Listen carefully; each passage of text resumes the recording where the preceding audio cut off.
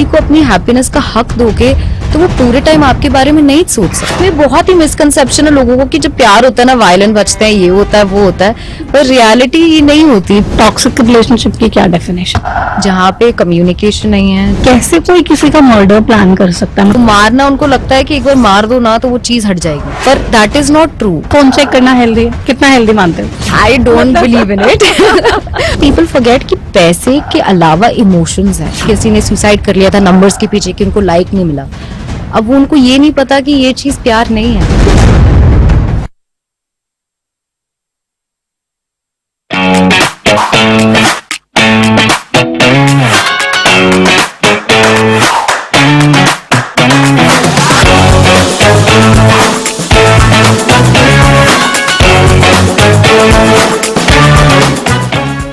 नमस्कार, the Pratima Dutta podcast देख रहे हैं आप। और आज के इस पॉडकास्ट में हम आपके लिए बहुत कुछ लेकर आए हैं। एक ऐसे टॉपिक पे बात होने जा रही है जिसके लिए हम सबको बात करना बहुत जरूरी है। अक्सर ऐसा होता है कि हम सोचते हैं कि हम बिल्कुल ठीक हैं, हम बहुत हैप्पी हैं, हम बहुत ही अच्छी लाइफ जी रहे हैं, तो हमें कोई प्रॉब्लम नहीं है। बट हमारा जो ये माइंड है ना, इसमें कुछ ना कुछ हर वक्त चल रहा होता है। हमें रियलाइज भी नहीं होता है कि वो तमाम चीजें जो हम सोच रहे हैं वो हमें कब और कैसे परेशान कर सकती हैं और कितना परेशान कर सकती है। मेंटल हेल्थ को लेके बहुत सारी डिबेट्स आजकल आप अक्सर देख रहे होंगे, सुन रहे होंगे, लेकिन जब बात खुद पे आती है ना तो हमें लगता है कि नहीं, कोई प्रॉब्लम ही नहीं है। मतलब हम बिल्कुल मेंटली फिट हैं और मेंटल हेल्थ हमारी बहुत अच्छी है।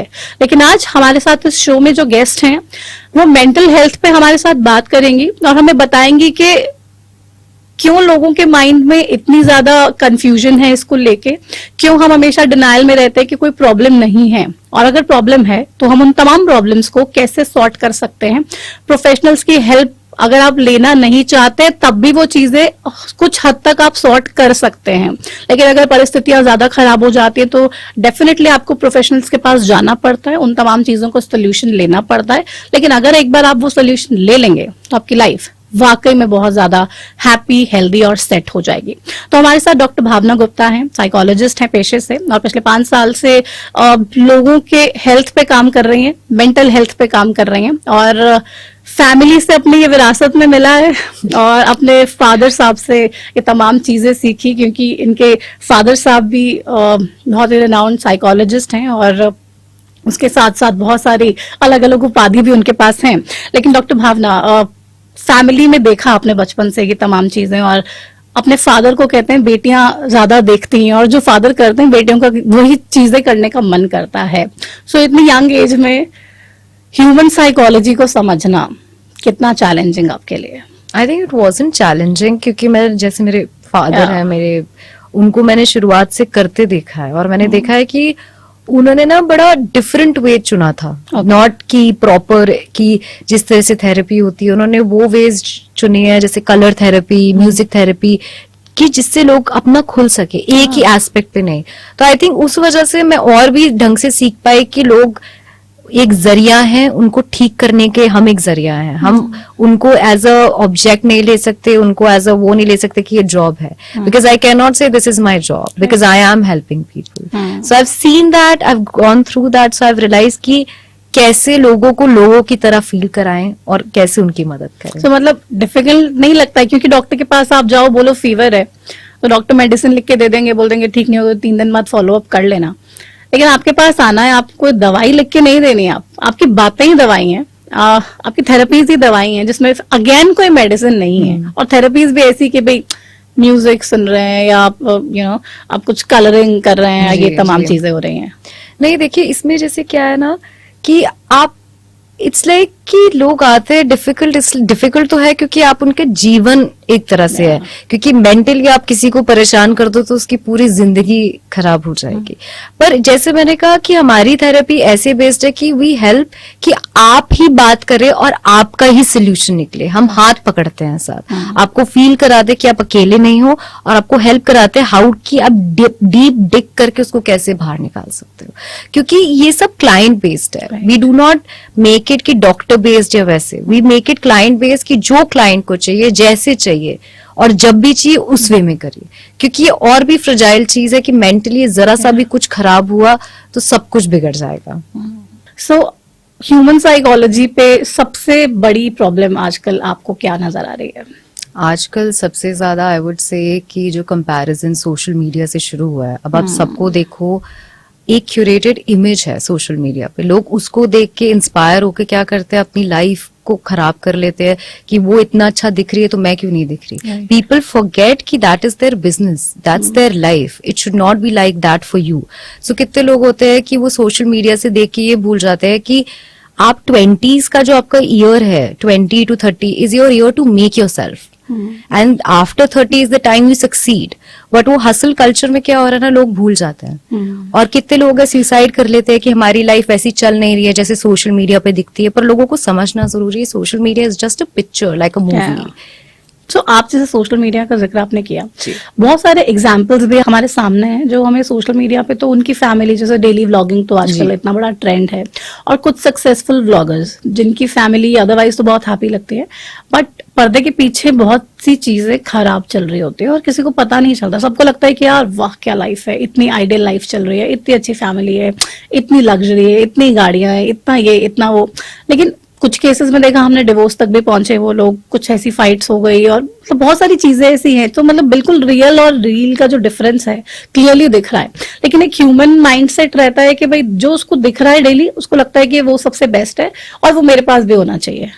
बिकॉज ये इमेज एक क्रिएट कर दिया. अब आप देखिए, हर कोई व्लॉगिंग कर रहा है और हर कोई व्लॉगिंग में सबसे अच्छा दिखाता है. चाहे किसी का छोटा घर है, वो उस वे में उसको सजाते हैं कि लगता है कि बहुत पिक्चरेस्क है, और सब दूसरे को लगता है मेरे को भी ये चीज करनी है. व्लॉगिंग करी, अच्छा है, अपना मन बहलाइए, पर ये चीज सोचना आपको बहुत जरूरी है कि वो जो मेडअप चीज है ना, उनकी लाइफ भी अच्छी नहीं चल रही. जैसे आपने कहा, अब इसमें अगर आप यूएस में देखेंगे, यूएस की कितनी अभी डॉक्यूमेंट्रीज आई है, वहां के जो व्लॉगर्स हैं उनके बच्चों की मेंटल हेल्थ इतनी खराब है, बिकॉज बच्चों का चाइल्डहुड तो हो ही नहीं रहा ना.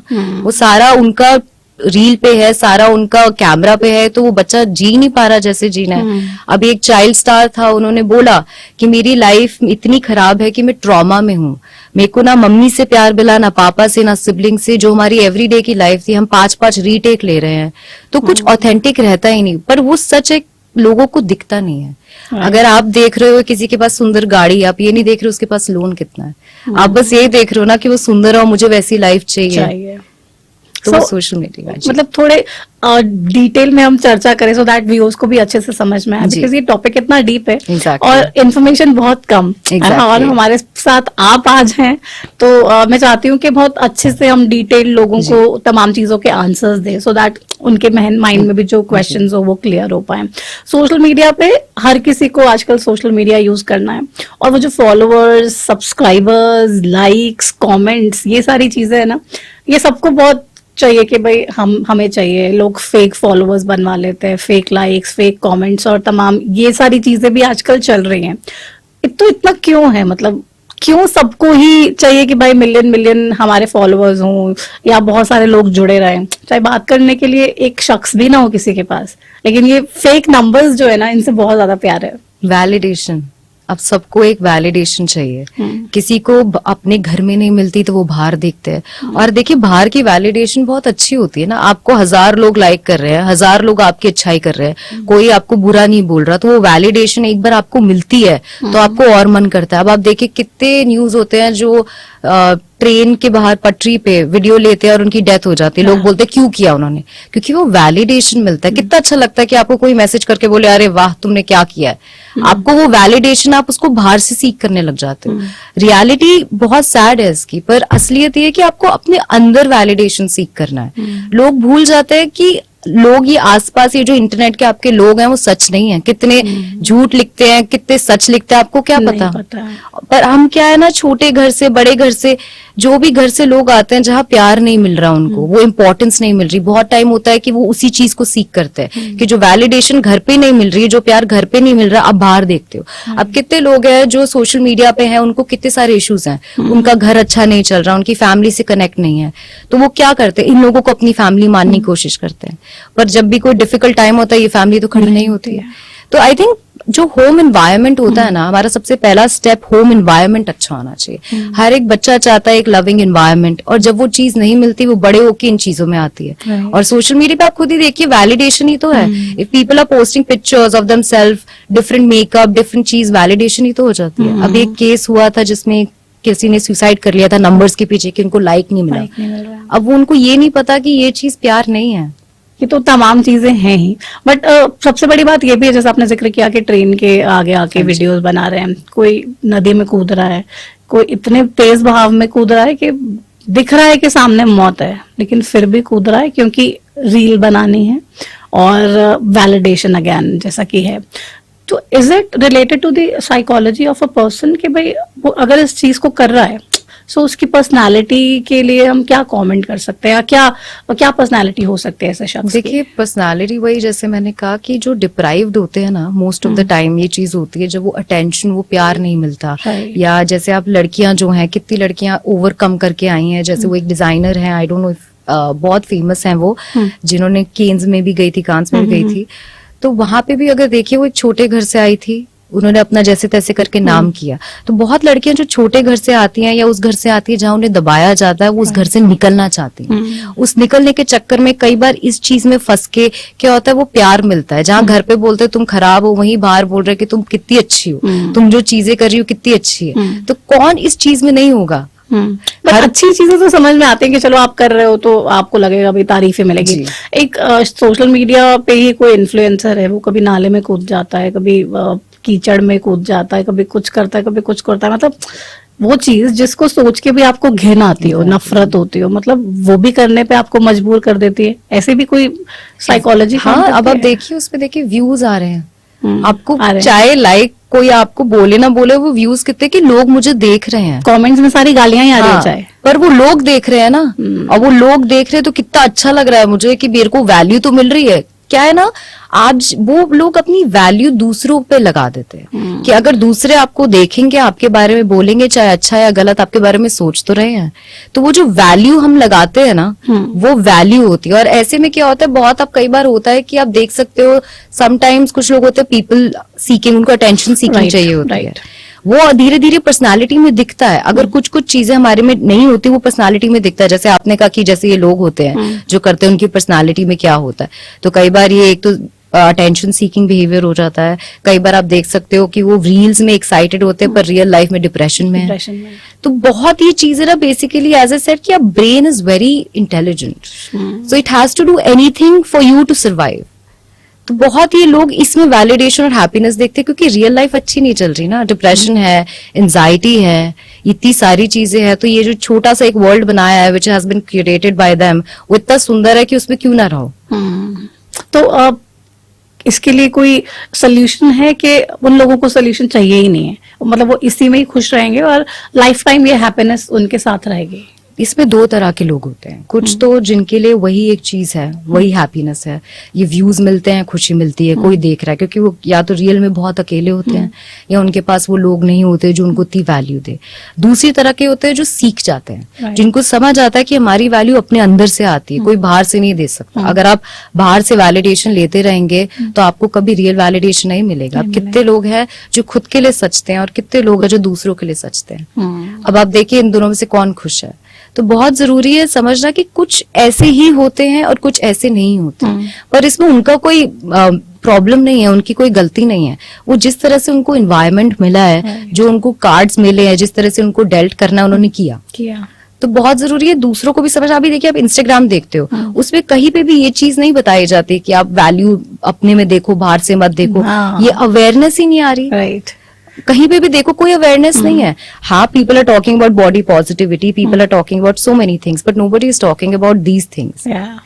सो बट इंस्टाग्राम के आपने जिक्र किया, और सुबह उठते इंसान बाद में है, सबसे पहले इंस्टा फेसबुक खोल के बस जो स्क्रॉलिंग शुरू होती है वो चलती ही रहती है, और कब 1-1.5 घंटा निकल जाता है पता ही नहीं चलता है। सो मतलब ये मॉर्निंग की शुरुआत होनी चाहिए एक शख्स की। बिल्कुल नहीं। कहते हैं जब हम उठते हैं सुबह, हमारा ब्रेन एक ऐसे वेवलेंथ पे होता है जहाँ पे हम जो देखेंगे वो हमारे हो जाता है। तो for example a lot of people listen to manifestations, so you can see the change that they are going through. अब कुछ लोग क्या है, सुबह उठते ही गुस्सा कर लेते हैं, उनका पूरा दिन खराब हो जाता है। तो सुबह जो हमारा ब्रेन होता है, बहुत हमारी वेवलेंथ बहुत डिफरेंट होती है, बहुत फ्रेश होती है।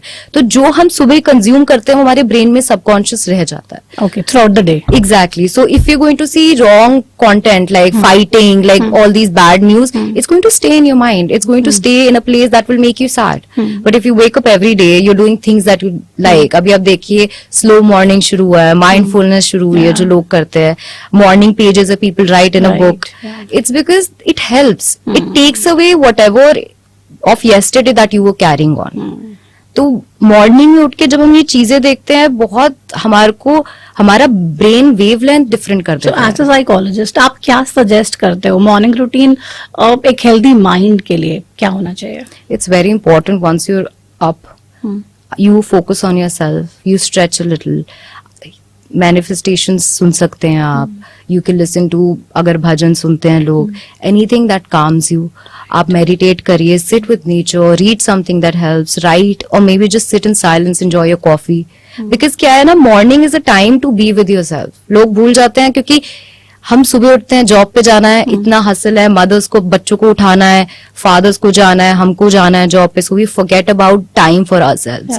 Morning should be a time that is for you, because entire day you And won't what get your about time. the phones then? You have to let it go. People, the thing is, I know once you go through the reel, it's so exciting because you so many different contents. अगर कोई छोटा village से भी vlog कर रहा है, it's nice to see a house like this, people like that. So वो चीज हमें काटनी पड़ेगी because it is something that you have to do. Relevant, non-relevant matter नहीं कर रहा है. Exactly.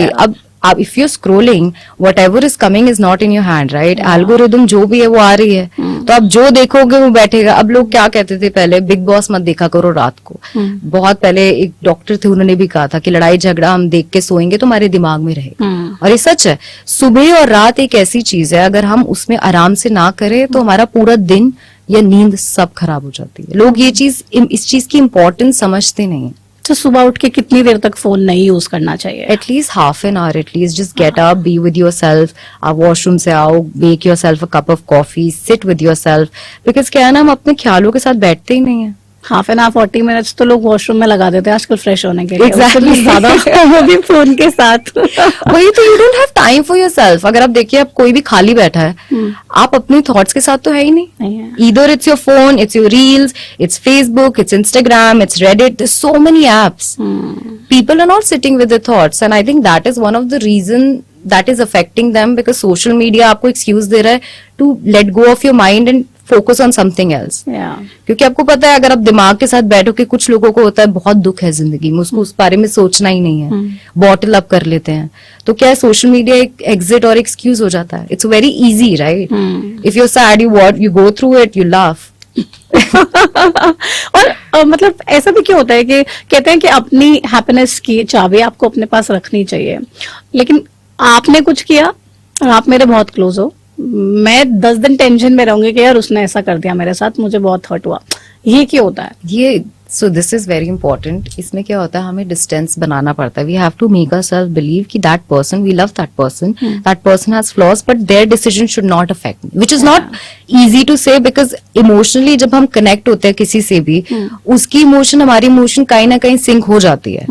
पर बहुत जरूरी है, क्योंकि हम क्या है ना, दूसरे पे अगर अपनी इमोशंस रखते हैं, अपनी हैप्पीनेस रखते हैं, that person has the power to make you sad. अब जैसे कितनी रिलेशनशिप्स, मैरिजेस में भी होता है कि वाइफ अपनी हैप्पीनेस हस्बैंड पे रखती है, हस्बैंड अपनी हैप्पीनेस अपनी वाइफ पे रखता है. पर क्या है ना, आप किसी को अपनी हैप्पीनेस का हक दोगे तो वो पूरे टाइम आपके बारे में नहीं सोच सकता. मतलब ये रियलिटी है. एक माँ अपने बच्चे के लिए सोच सकती है, वो बायोलॉजिकल है, पर बाकी नहीं सोच सकते. If you doing something, if you working, you are not thinking about your partner, you are not thinking about anybody else. So the thing is, people forget that. हमें लगता है कि वो हमें खुश करेगा, पर दूसरे के ऊपर अपनी खुशी दोगे तो आपकी खुशी तो आपको कभी मिलेगी ही नहीं. मिलेंगे तो बट ऐसा भी नहीं है ना कि कोई एक्सपेक्ट ही ना करे. अब एक पत्नी तो अपने पति से एक्सपेक्ट करेगी कि यार मुझे बाहर लेकर जाए, मुझे डेट पे लेके जाए, मुझे घुमाए, मुझे ड्राइव पे लेके जाए, मुझे सरप्राइज दे या मुझे कोई गिफ्ट दे. ये सारी चीजें तो ये भी ह्यूमन साइकोलॉजी का पार्ट ही है. ऐसा लगता है कि ये एक सेट फॉर्मेट है और ये होना ही चाहिए, और जब नहीं होता है तो फिर प्रॉब्लम होती है. क्योंकि एक्सपेक्टेशन के साथ कम्युनिकेशन भी तो होना चाहिए. पीपल थिंक कि we are in love, for example relationship में वी थिंक कि दिस पर्सन नोज मी, ये करेंगे, why should I tell him? He should do it on his own. But then when you're not communicating, what if that person का mindset वैसा है ही नहीं? What if they don't believe in flowers, they don't believe in chocolates? और ऐसा लगता है ना कि यार मेरा पति है, मेरा बॉयफ्रेंड, तो उसको पता ही होना चाहिए कि मुझे क्या चाहिए। वही तो चीज है ना, वो एक आइडिया बन गया है। आप मूवी से देखते हो, आप चीजों से देखते हो, आपको लगता है कि उसको पता होना चाहिए। Sometimes people don't know and there is nothing wrong if they do not know, but if you teach them, if you tell them, if you communicate, उसके बाद नहीं कर रहे तो बात अलग है, then it is a problem. But people have to communicate छोटी छोटी चीजें, क्योंकि क्या है, sometimes people don't notice, sometimes people don't even think about it. अब कितनी बार होता है रिलेशनशिप्स ब्रेक हो जाता है कि ये मुझे टाइम नहीं दे रहा है, मुझे ये नहीं दे रहा, पर have you communicated? If you have communicated and the person is not doing that, then it's wrong.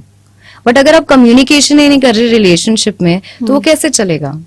तो most of the time I think it's also communication, even in any kind of relationship. जो expectation और happiness वाली बात है, ठीक है, हम करते हैं, it's human nature. This is happening with the parents also. Exactly. Parents मतलब बच्चे भी सोच रहा है कि भाई मेरे पेरेंट्स ने ये नहीं किया, उनको ये करना चाहिए था, मेरा बर्थडे था तो मुझे ये गिफ्ट देना चाहिए था, मुझे आईफोन 15 क्यों दे दिया, 17 क्यों नहीं दिया, अभी नया आ गया। तो मतलब एक्सपेक्टेशंस तो हर रिलेशनशिप में है और बहुत ही ज्यादा। Exactly. सो मतलब you feel that communication is important. अगर वो Yes. हो और उसके बाद कोई चीज ना हो, then एग्जैक्टली, यू उसको हैव figure टू out कर कम्युनिकेट सकते हैं। एंड कम्युनिकेट ऐसा नहीं मुझे फ्लावर्स लाके दो, you have to sit and let the person know why you want flowers, they should know why it is important to you. क्योंकि क्या होता है, हम कभी किसी को बोलते हैं ना, वो देखिए हस्बैंड बोलते हैं नैगिंग वाइफ, या वाइफ बोलती है nagging husband, like they don't do anything for me, but you have to let the person know why you want it. Yeah. I mean if flowers make you happy, you need to tell him that these flowers are making me happy. Because if a person loves you, be it any, your child, your husband, your daughter, your sister, they will do anything for your happiness, right? Yeah. So if you're communicating and it is not going through, then there's something wrong. But if you're doing your part, then there's nothing wrong. अब जो बच्चे वाली बात कही, it's very important for parents to teach the child to communicate. अब कितनी बार होता है, अगर आप देखिए, पेरेंट्स बच्चे को दबा देते हैं कि तुम एग्जाम में मार्क्स ला रहे, साइंस लो। बच्चा कम्युनिकेट करके कभी बता ही नहीं पाया मुझे साइंस नहीं चाहिए। वो डर हटाओ बच्चों से कि ताकि बच्चा कम्युनिकेट करे। I think communication is the key to a lot of things and every relationship. Exactly. Sir बहुत बार ऐसा भी होता है, चलो गिफ्ट्स की बात अलग हो गई, कुछ कपल ऐसे होते हैं या हर रिलेशनशिप में वो कहते हैं कि भाई मुझे बार बार मुझे बोलते रहो, यू लव मी, मुझे सुनना है, you love me, you love me, you miss मी, या मुझे ऐसे टेक्स्ट करो, या मुझे ऐसे मैसेज करो, या मुझे कॉल पे बोलो, या वॉट एवर। सो वो अगेन दैट इज वैलिडेशन और like that is, see, so everything that we are today stems from our childhood.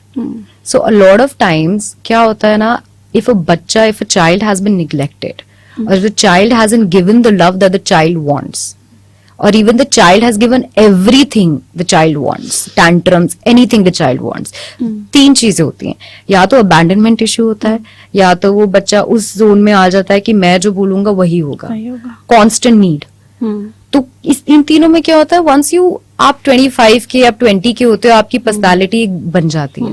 तो वो इश्यूज जो आते हैं ना, अब जैसे कुछ लोग होते हैं जिनको होता है कि मेरे को बार बार फोन करो, I need to know where you are, the control issue, why they might have abandonment issues, this something और द अदर जो एक स्टेम हुआ होता है बचपन में, क्योंकि बचपन से ही हमारी रियलिटी क्रिएट होती है। हमारे कोर बिलीफ जो होते हैं, हमारे पेरेंट्स के क्या बिलीफ है, फैमिली के क्या बिलीफ है, हमारे फ्रेंड्स के क्या बिलीफ है, क्या हम पढ़ के अपनी ओपिनियंस बनाते हैं। तो अगर हम एज अ ह्यूमन देखें, we are all just believes that we are carrying from our childhood, right. So अगर कोई, जैसे मैंने कहा, अबैंडनमेंट इशू है, तो वो पर्सन उस पर्सन को ऐसे पकड़ लेगा कि मैं छोड़ना नहीं चाहती ताकि तुम चले जाओगे, चाहे वो फ्रेंडशिप में हो, चाहे वो रिलेशनशिप में हो। क्या इसको टॉक्सिक रिलेशनशिप बोल सकते हैं? एग्जैक्टली, बिकॉज टॉक्सिक इसमें ये है कि तो टॉक्सिक है तब तक नहीं है अगर वो पर्सन रियलाइज कर ले मैं क्या कर रही हूँ।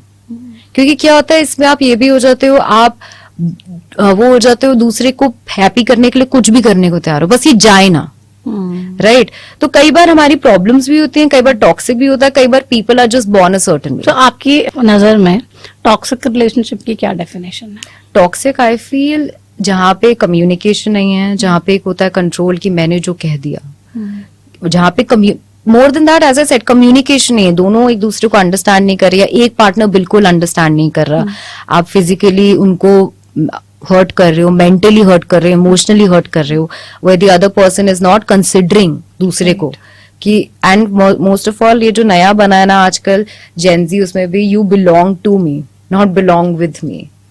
Right. So I've seen so many relationship with the boyfriend cuts off the girlfriend from the entire friend group, love bombing.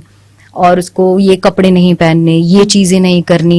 That is toxic even for girls. If you're abusing, and I do not mean abusing is just using curses, abusing in a way that affects the person mentally. If you're not gentle with the person, if you're not respectful to the person, because लोग भूल जाते हैं relationship में respect नहीं हो तो कुछ नहीं है ना. नहीं होता. अब आजकल के आप रिलेशनशिप देखो, they're joking and sometimes those jokes are not really good, but it's okay, it's just होता है, but that's not right. If he's not respecting you, if she's not respecting you right now, how do you expect that person to respect you later on? क्योंकि friends के group में अक्सर ऐसा होता है कि भले ही आप तमाम कपल्स एक साथ पार्टी करने कहीं गए हो और डिनर पे ही गए हो, तो या बॉयफ्रेंड अपनी गर्लफ्रेंड के लिए कुछ भी बोलता रहेगा, गर्लफ्रेंड अपनी बॉयफ्रेंड के लिए बोलती रहेगी, या हस्बैंड एक वाइफ के लिए बोलता रहेगा, वो चीजें क्या माइंड में रह जाती हैं. Exactly. सपोज अगर बोल दिया कि अरे तो पागल है, ये दिमाग खराब करते रहती है, सुबह सुबह उठ जाएगी, ऐसे करेगी वैसे करेगी, तो मतलब ये चीज कहीं ना कहीं रह जाती है माइंड में. एग्जैक्टली हमारे ब्रेन, हमारा जो भी हम देखते हैं, एक हमारा कॉन्शियस माइंड होता है और एक सबकॉन्शियस. कॉन्शियस है which is aware of everything that is here, and subconscious is that is working in the background. So for example if you walking with breathing, that's a subconscious mind. तो subconscious mind एक ऐसी चीज है जो सब कुछ retain कर लेता है. Sometimes you don't know this is going to hurt you, but your subconscious mind has taken it in and it's going to keep on knocking on your conscious mind कि ये चीज अफेक्ट हुई. Sometimes क्या होता है, आपको उसने बोला और आपको उससे फीलिंग्स खत्म हो रही हैं and you don't know why. Sometimes you have to unload it, sit with somebody, talk, but चीजें रहती हैं, और स्पेशली उन लोगों की जिनसे हम प्यार करते हैं, जो हमारे कनेक्टेड है. लोग ना ये चीजें, इसमें मैं ये भी बोलना चाहूंगी, बहुत बार बच्चों को पेरेंट्स बोलते तुम तो चबी हो गई हो, but they forget कि you're affecting the child. Maybe you said it in a funny way. अच्छा, इतनी सी बात भी बच्चे को इफेक्ट करती है. I know somebody once, they were called chubby, they stopped eating. The child stopped eating. Nobody knew why. But the child was like, I'm just chubby. So that's why I stopped eating. I had to sit with the child for a lot of therapy sessions to get to that point. But that's the thing. The children brain is not something that you can think कि भूल जाएगा. बच्चे नहीं भूलते. नहीं भूलते हैं. छोटे से बच्चे को भी पता होता है. अब देखिए मदर और चाइल्ड का जो बॉन्ड होता है, the child learns everything from the mother. चाहे मदर ऐसे स्माइल कर रही है तो child knows that means smiling. तो the child is very intelligent. वो बेबी को पता होता है क्यों कोई सर्टेन चीज है. तो मतलब बच्चे को बच्चा समझने की गलती नहीं करनी, वो शायद आपसे ज्यादा समझदार होगा. एग्जैक्टली क्योंकि बच्चे को भी आप जिस तरह से बिहेव करोगे, वो बच्चा उस चीज को पकड़ लेता है कि who has been that with me, या अगर उसको याद नहीं रहेगा तो बड़े होके वो चीज अफेक्ट करती रहेगी उसको. सो एक मदर को एक फादर कैसे ट्रीट कर रहे हैं एक बच्चे के सामने, Exactly. या फादर मदर को कैसे कर रहे हैं, दोनों ही कैसे कर रहे हैं, तो ये चीज Exactly. मैटर करती है. हाँ जी. अब देखिए कितनी बार होता है कि दिस इज अ फैक्ट. कुछ लोग इस पर अभी भी डिबेट करते हैं. Daughters look for their fathers and their husband most of the time, Yeah. some qualities, and sons they look for the mother. अब इसमें डैडी इश्यूज, मॉमी इश्यूज आते हैं. क्यों आते हैं? क्योंकि मदर और फादर का आप रिलेशन देखते हो. दो चीजें, एक तो आप मदर का देखते हो, how mother behaves with the father. If it's very demeaning, very bad, और if she is very submissive, the child learns to see his wife as like that. Now with the daughter, she sees the father, how is the father with the mother, वो कैसे behave कर रहा है, she'll go out and subconsciously seek a man like that. That's why it's very important to have a healthy relationship in front of your children. At least. अब mommy issues और daddy issues भी इसमें आते हैं कि अगर क्या होता है, पेरेंट्स का हेल्दी रिलेशन नहीं होगा तो बच्चे को वो चीज हेल्दी नहीं मिलेगी. वो बच्चा अपनी लाइफ लॉन्ग कैरी ऑन करेगा. उसने एक मैरिज देख लिया, ऐसा टॉक्सिक होती है. Once he gets older, he gets married, वो रेप्लिकेट वही सारी इमोशंस करेगा उस पे. अब कहते हैं कि why you acting this way, why you being toxic, but उसने वही तो देखा बचपन से. Until unless you break the pattern, उसको नहीं पता. अगर कितने घरों में होता है कि the mother is being demeaned, right, so the son also follows. लड़का भी वैसे ही देखता है, वो आगे जाके अपनी गर्लफ्रेंड्स, अपनी वाइफ, सबको वैसे ही बिहेव करता है, अनटिल अनलेस वो रियलाइज करता है कि ये गलत है. गर्लफ्रेंड्स बहुत सारी रिलेशनशिप में यही हो रहा है आजकल. एग्जैक्टली. किसी का मतलब ऐसा तो है नहीं कि एक ही लॉयल अफेयर चल रहा है.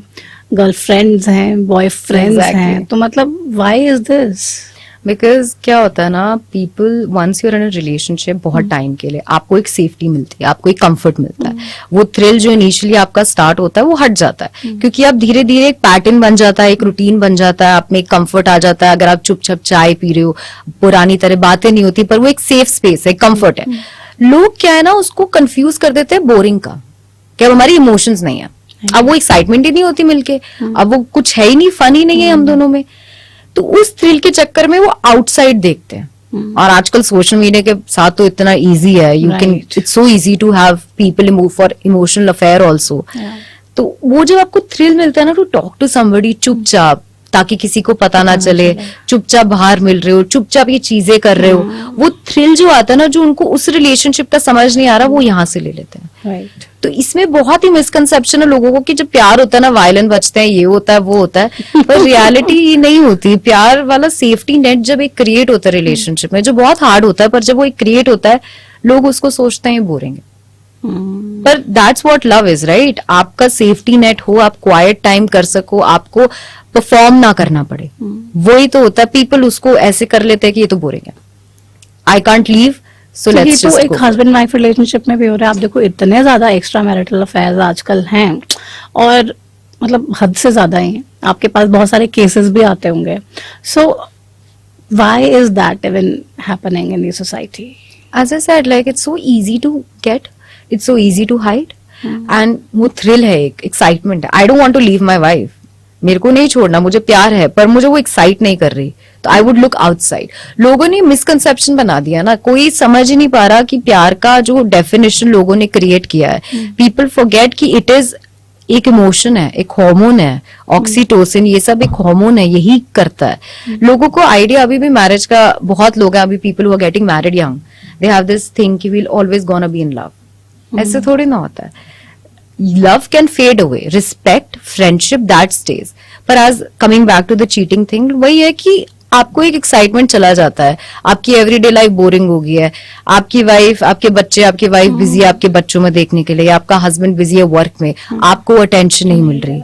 अगर कम्युनिकेशन, जब तक नहीं पता है पार्टनर को, तब तक तो आपको लगेगा ना थ्रिल है, बट जब पता चल जाएगा, है ना, और वो जब आपका पार्टनर आपको सामने बैठा के कन्फ्रंट करेगा कि भाई ये चीजें हैं, आई have seen the chats, I have the photographs और समथिंग, तब क्या? दैट्स द थिंग ना, उनको कभी लीव नहीं करना था। अगर आप रियल में देखो कितने अफेयर्स होते हैं, but then does it affect the mental health of a person? the person who's gone through or the person, yeah, the person who's gone through, of course आपका बिलीफ सिस्टम टूट जाता है। आप हमारा ना बिलीफ सिस्टम, जैसे core beliefs मैंने बताया, एक बिलीफ सिस्टम भी होता है वंस वी गेट मैरिड।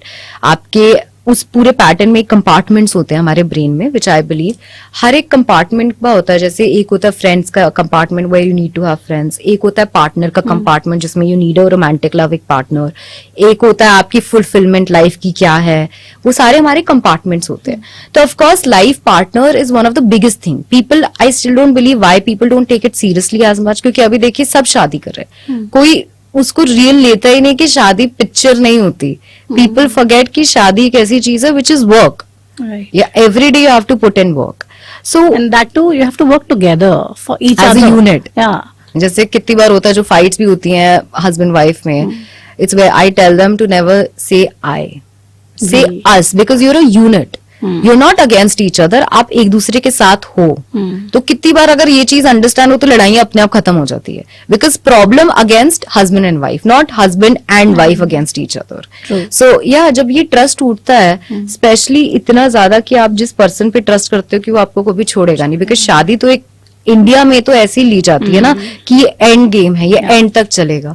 तो जब वो एक पर्सन आपका वैसा ट्रस्ट छोड़ता है, क्योंकि कहते हैं ना पेरेंट्स चले जाते हैं, सिबलिंग्स चले जाते हैं, आपका पार्टनर है, they are supposed to stay with you, children चले जाते हैं, तो आप उस पार्टनर को अपना सब कुछ मान रहे हो और वो ऐसा धोखा देता है, उसमें आपको क्या दिखता है कि उसने मेरे बारे में नहीं सोचा, और वहां पार्टनर बोल रहा है मैंने आपके नहीं, दिस इज मैं अपने लिए किया है। तो देयर यू रियलाइज कि the person did not even think of you. अगर कोई चीट कर रहा है वो आपके बारे में नहीं सोच रहा, वो सबसे बड़ा ट्रूथ ही आपको इतना हर्ट करता है। So as I said, trust जब ब्रेक होता है ना, इतना इंपॉर्टेंट, आपको गेट बैक करना लाइफ में बहुत डिफिकल्ट होता है। अब कितनी बार है केसेस ऐसे आते हैं जहां पे वाइफ ने चीट किया and the husband, it's been 5 years and he is not able to get out of it.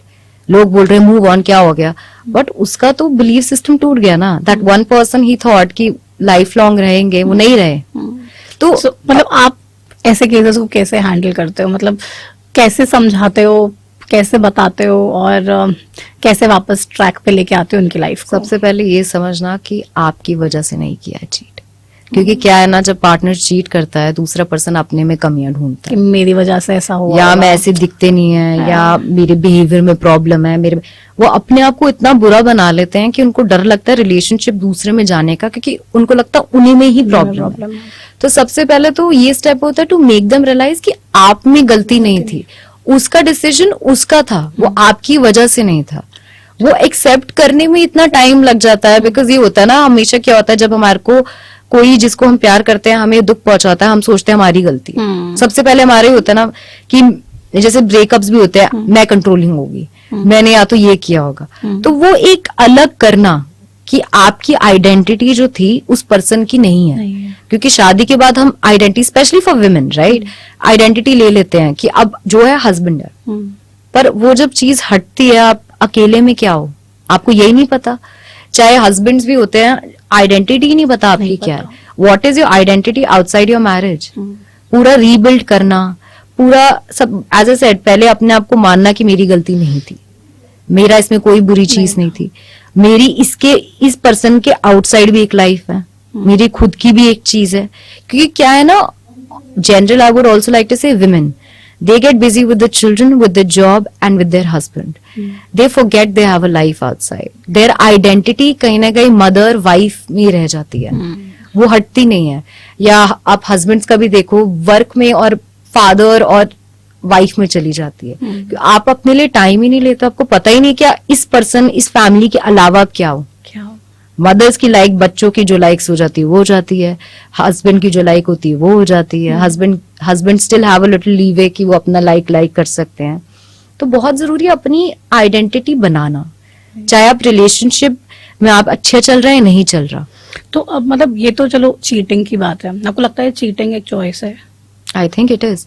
आपको पता, चॉइस इसमें दो चीजें हैं, एक तो जो पर्सन कर रहा है वो दूसरे बारे में सोच ही नहीं रहा, वो अपने पार्टनर के बारे में सोच नहीं रहा कि वो पार्टनर को हर्ट, वो अभी अपना सोच रहा है। मतलब कभी कोई ऐसी सिचुएशन हो सकती है कि मतलब दूसरे इंसान के पास कोई चॉइस ही ना हो कुछ करने के लिए, उसको चीटिंग ही करनी पड़े, ऐसा आपको लगता है कुछ हो सकता है? बिकॉज ज्यादातर चीटिंग केसेस में इंसान बाद में रोते पिटते यही बोलता है कि बस बुद्धि भ्रष्ट हो गई, ये हो गया, वो हो गया, ऐसा हो गया, मतलब माफ करते वापस वाइफ के पास ही आना है, बट बोलता है कि मैं बस कोई ऑप्शन ही नहीं थी, बस हो गया। मतलब ऐसा कैसे हो जाता है? आई बिलीव, जैसे और भी साइकोलॉजिस्ट हैं, this is still debatable, I believe we as people, हमारे में एक मॉरल कंपस होता है, हमें पता है एक चीज गलत है और एक चीज अच्छी है। अब वो हमारे ऊपर है, हम उस गलत को देखना चाहते हैं कि नहीं। अब चीटिंग जो कर रहा है, जो शादी में, उसको पता है वो गलत है, आपको मॉरली पता है। अगर आपका खुद भी मॉरल कंपस सही नहीं है, आप सोसाइटी में देखो, आपको पता है वो गलत है। पर द सैड रियलिटी इज कि लोग बोलते हैं तो कॉमन है ना, हस्बैंड तो करते हैं, वो जो वैलिडेशन मिल जाती है, वो पर्सन को भी लगता है करके क्या होगा, वापस माफी मांग लूंगा, माफ तो कर देगी।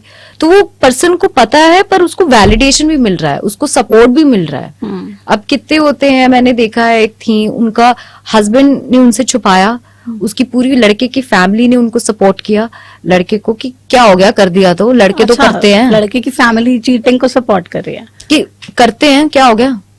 So when you getting validation, you know this is wrong, आपको पता है ये चीज गलत है, पर आपको पता है लोग समाज में, फैमिली में ऐसी हिस्ट्री रही होगी कि बच्चे ने वही सीखा। पर अब वैसे भी देखिए ना, कितनी बार होता है कि लड़की की मदर भी उसको समझाती है, यार लड़के तो करते हैं, हस्बैंड्स तो करते हैं, यार क्या हो गया, ही इज सपोर्टिंग यू ना, अच्छा फादर है, अच्छा हस्बैंड है, तो ये तो करते हैं। तो ये कहीं ना कहीं लड़कों को अगर ये वैलिडेशन भी मिलती है तो उनका मॉरल कंपस भी हट जाता है। पर कहीं ना कहीं I believe, as I said, कि एवरीबडी नोज कि क्या गलत है क्या सही है। Even a person who is sexually abusing somebody, उनको पता है गलत है, तभी तो वो छुपा के कर रहे हैं ना।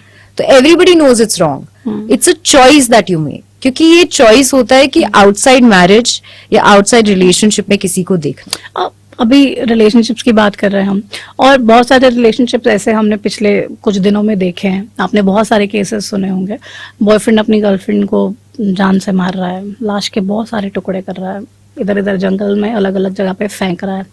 कोई पत्नी अपने पति को मार रही है।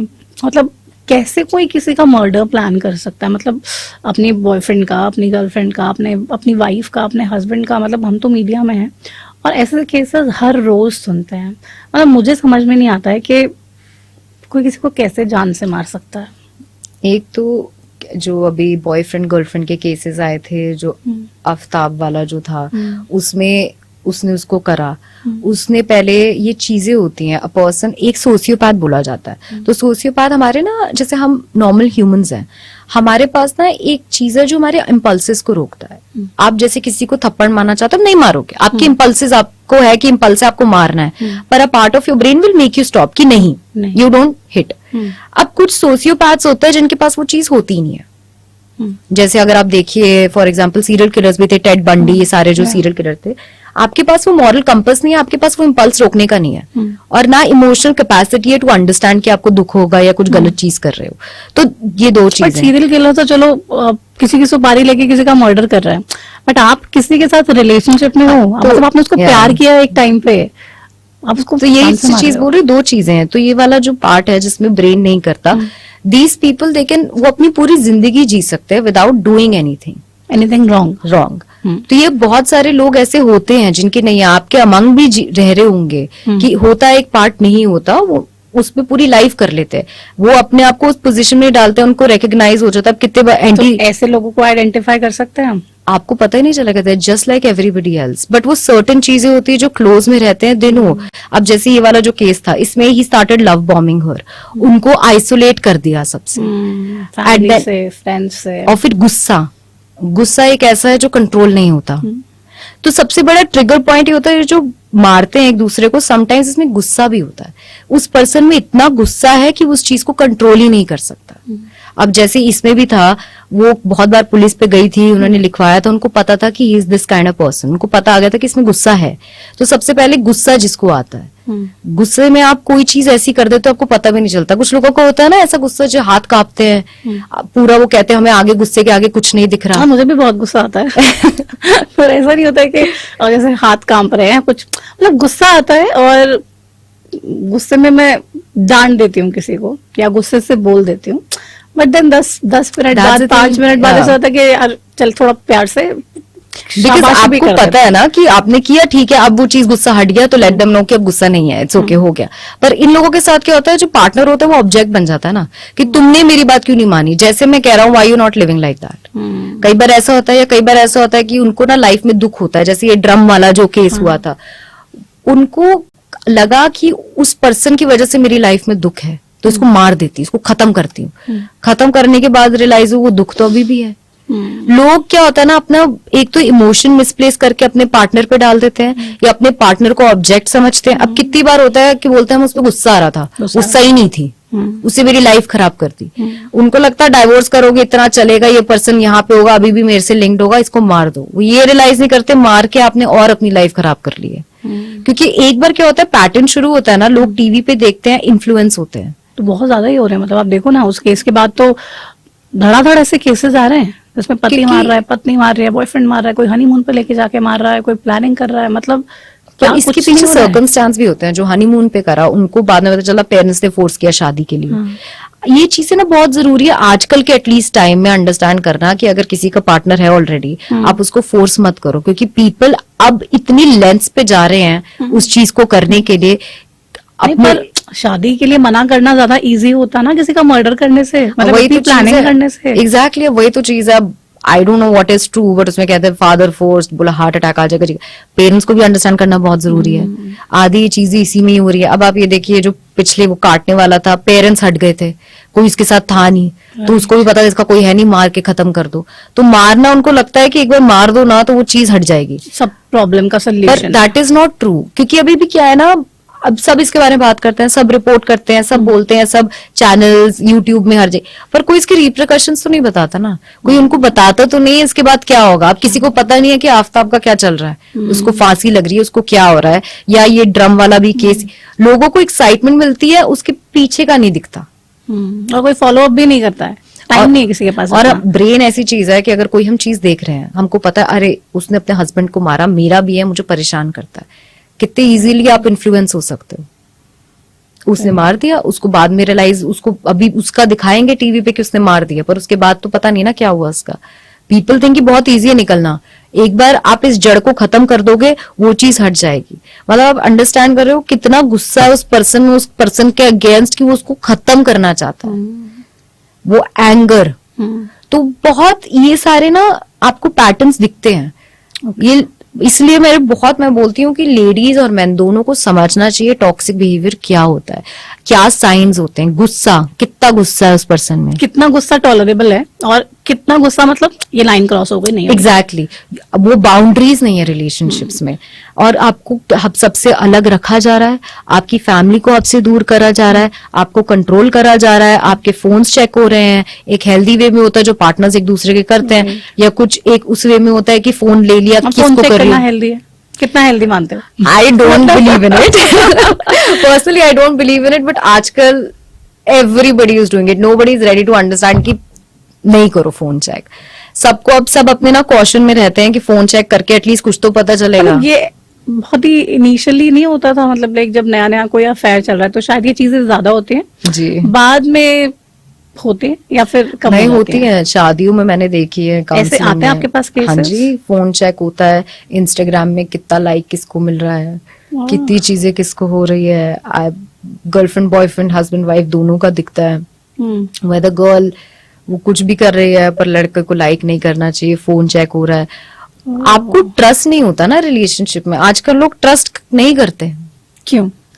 अब यही चीज है, यू सी सोशल मीडिया सबको है कि अब चीटिंग नॉर्मलाइज होगी। अब कितना देखो चीटिंग नॉर्मलाइज हो गई है, वाइफ एक्सेप्ट कर लेती है, गर्लफ्रेंड एक्सेप्ट कर लेती है, कोई नहीं होता है, ओपन रिलेशनशिप्स आ गए हैं, चीजें बहुत डिफरेंट हो गई हैं। पर जो नॉर्मल रिलेशनशिप्स अभी भी हैं उसमें ट्रस्ट इसलिए नहीं है, उसको लगता है कि ये चीट कर लेगा, उसको लगता है वो चीट कर लेगी। So what can be done?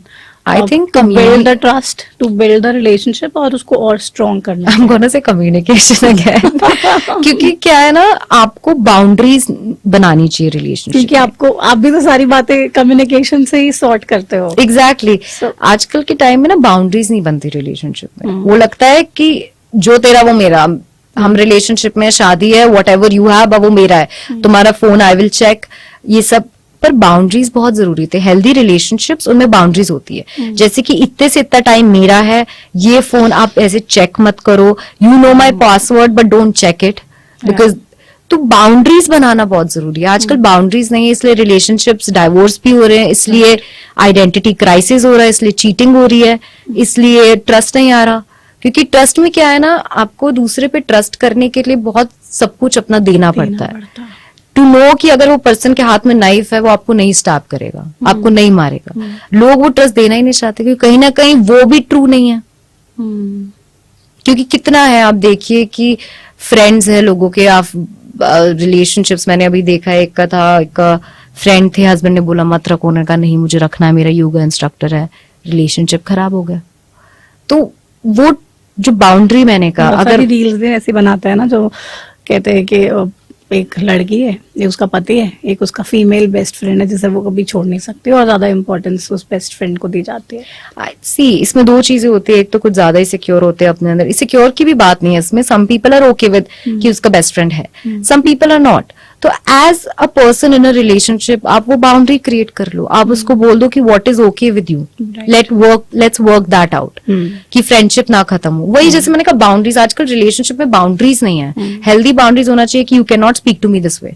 अब क्या है, लोग ऐसे बात करते हैं, सॉरी बोलते नॉर्मल हो जाता है आपकी। आई फील एक बार किसी ने जिस वे से आपसे बात करी, आपने अगर उधर नहीं रोका तो वो रिस्पेक्ट उतनी की उतनी ही रहेगी आपकी, वो हटेगी नहीं।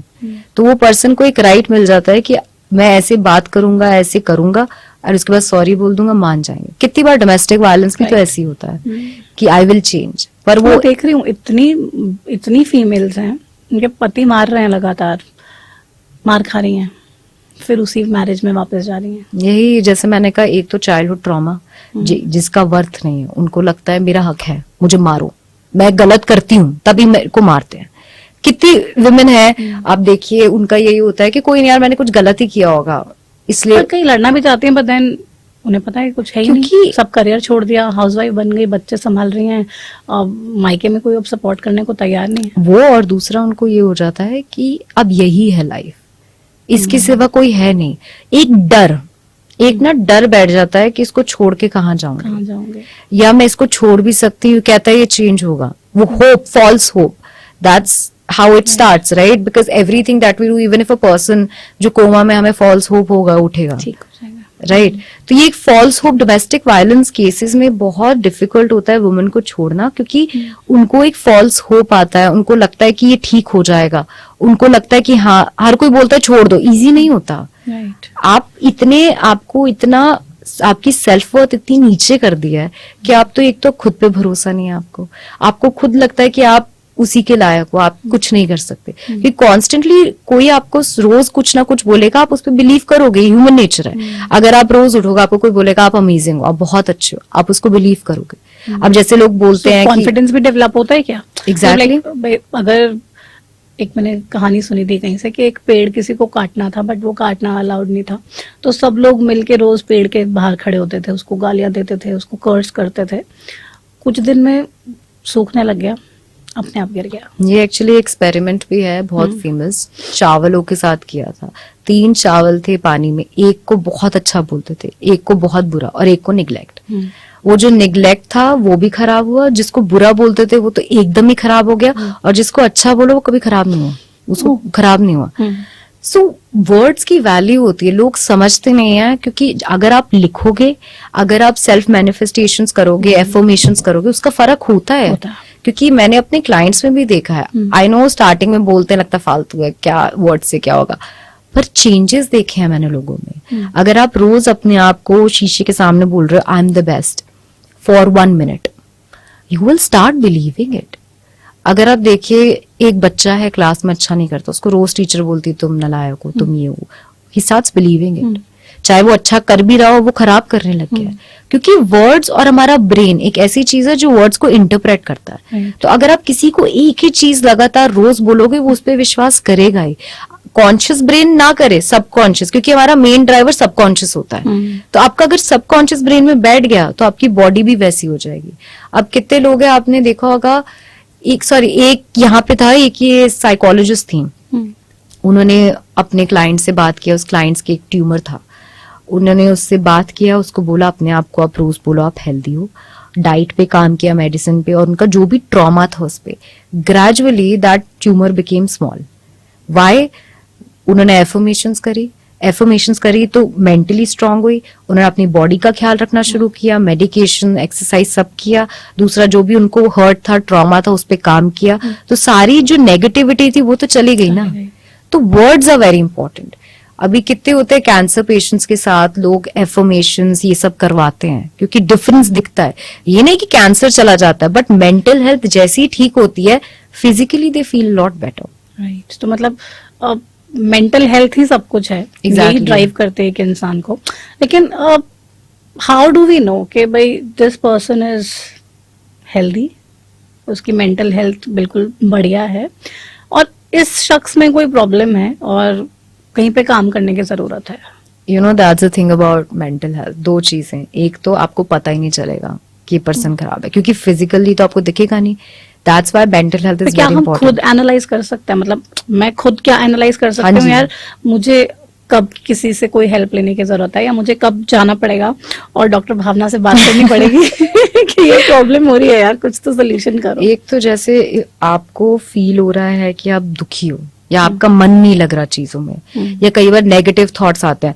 जैसे बहुत बार क्या होता है, लोग अपने आप को खुश मानते हैं, अच्छा मानते हैं, पर वो रोड पे जा रहे हैं, सडनली उनका देखा गाड़ी के सामने कूद जाऊं, एंड देन दे लाइक अरे ये तो ऐसी थॉट। आपके कोई भी इमोशंस बिना वजह नहीं आते। ओके। आप देखिए, सबकी लाइफ में अप्स एंड डाउन्स होते हैं, ये नॉर्मल है। किसी दिन आपको दुखी होता है, किसी दिन स्ट्रेस होता है, किसी दिन ये होता है, पर कई बार ना वो चीजें अगर चलती रहे, आपका मन हट रहा है चीजों से, आपको खाना नहीं खाना, या बहुत सारा खा रहे हो, आप सो रहे हो या बहुत सारा सो रहे हो, या तो बिल्कुल ही नहीं सो रहे, या आप सोते हुए भी ढंग से रेस्ट नहीं ले पा रहे हो। मैं बीच में रोकूंगी, क्योंकि सोने की जैसे आप बात करो, कुछ लोग होते हैं कि 8-10 घंटे सो रहे हैं, पर सुबह उठ रहे हैं और कह रहे हैं यार मेरा सर दर्द हो रहा है, मुझे चक्कर आ रहे हैं, मुझे नींद आ रही है, मतलब मैं सो नहीं पाया, मतलब सोया लेकिन ऐसा लग रहा है सोया ही नहीं। दैट्स द थिंग, या तो स्ट्रेस या तो mentally you are not feeling well. Stress है, एंजाइटी है। जिनको स्ट्रेस एंजाइटी जैसे डिप्रेशन में भी क्या होता है, बहुत ज्यादा सोते हैं क्योंकि मेंटली आप इतने टायर्ड हो, पर उठने के बाद भी आप टायर्ड हो क्योंकि मेंटली आपका दिमाग चल रहा है ना, आपका कॉन्शियस सबकॉन्शियस चल रहा है, आपकी प्रॉब्लम यहाँ पे ही है, आप स्विच ऑफ नहीं कर पा रहे हो। तो ये भी वन ऑफ द रीजंस होता है कई बार कि आपको नींद नहीं आ रही, या तो आपको नॉर्मल स्ट्रेस है उसको वर्कआउट करो, या कोई डीपर प्रॉब्लम है, क्योंकि हमारी ना बॉडी शो करने लग जाती है। बहुत लोग ना इस चीज को जानते नहीं है कि मेंटली हम जब परेशान होते हैं फिजिकली हमारी बॉडी में दिखता है। अब कितने लोग हैं कि जिनको डिप्रेशन होता है वो खाना छोड़ देते हैं, उनका वेट गिरता रहता है बहुत ज्यादा, उनको सिवियर माइग्रेन, बैक एक, इतना सिवियर चीजें होती हैं। So migraine is also related to this Sometimes it mental can health? be if you are mentally so sad, if you're in that zone, क्योंकि आप कॉन्स्टेंटली सैड ही हो ना, आप नेगेटिव सोच रहे हो कि आपको किसी में मन ही नहीं लग तो रहा, आप मतलब बैठे ये हो। सोच क्या हमारे हाथ में है? मतलब अगर मैं सोचूं भाई मैं परेशान ही हूँ, मैं परेशान हूँ, तो मतलब क्या मेरे कंट्रोल में है कि मैं परेशान ही रहूं, या फिर मैं उस परेशानी के टाइम पे भी खुश रह सकती हूँ? नहीं, पता है क्या, इसमें आपके हाथ में है कि आप उस परेशानी को कैसे हटा सकते हो। दो चीजें, या तो आप उसके लिए कुछ कर सकते हो, या तो आप कुछ नहीं कर सकते। अगर आप कुछ कर सकते हो तो आप उसका सोल्यूशन निकालो, अगर आप कुछ नहीं कर सकते तो you have to stop thinking about it. वो चीज डिफिकल्ट होती है, पर आप अपना दिमाग कहीं और लगाओ, वीडियोस देखो या बाहर वॉक पे जाओ, क्योंकि अगर हम कॉन्स्टेंटली एक ही चीज सोचते हैं ना, वो हमारे अंदर बैठ जाती है, राइट। और वो अंदर बैठ के क्या आपका मूड और सैड करती है।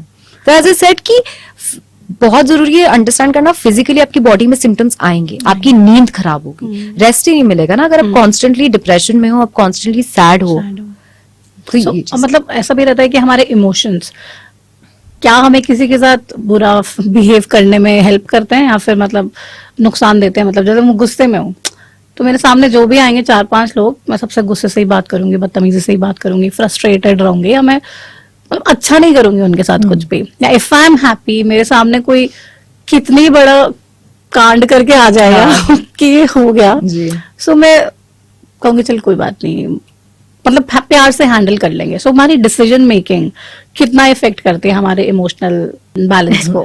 देखिए, इमोशंस हमारी सब कुछ इमोशन से बना है, हमारा ब्रेन भी, पिट्यूटरी ग्लैंड, ये सब, अमिगडाला, हमारा सारा हार्मोन, इमोशन, कॉर्टिसोल, ये सारे हार्मोन्स वगैरह ये सारे काम करते हैं।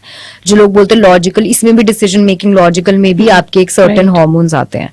हमारे इमोशंस इसलिए इंपॉर्टेंट है, वो ड्राइवर है हमारे सबका। लोग क्या है ना, इमोशंस को इम्पोर्टेंस ना देख के ट्राई करते हैं कि वो कैसे ना कैसे करके लॉजिकल आंसर देखें, पर लॉजिक में भी कहीं ना कहीं आ जाता है। आप इमोशंस को इग्नोर करना चाहते हो, लॉजिकल आंसर लेना चाहते हो, आपका आंसर भी सही नहीं निकलता।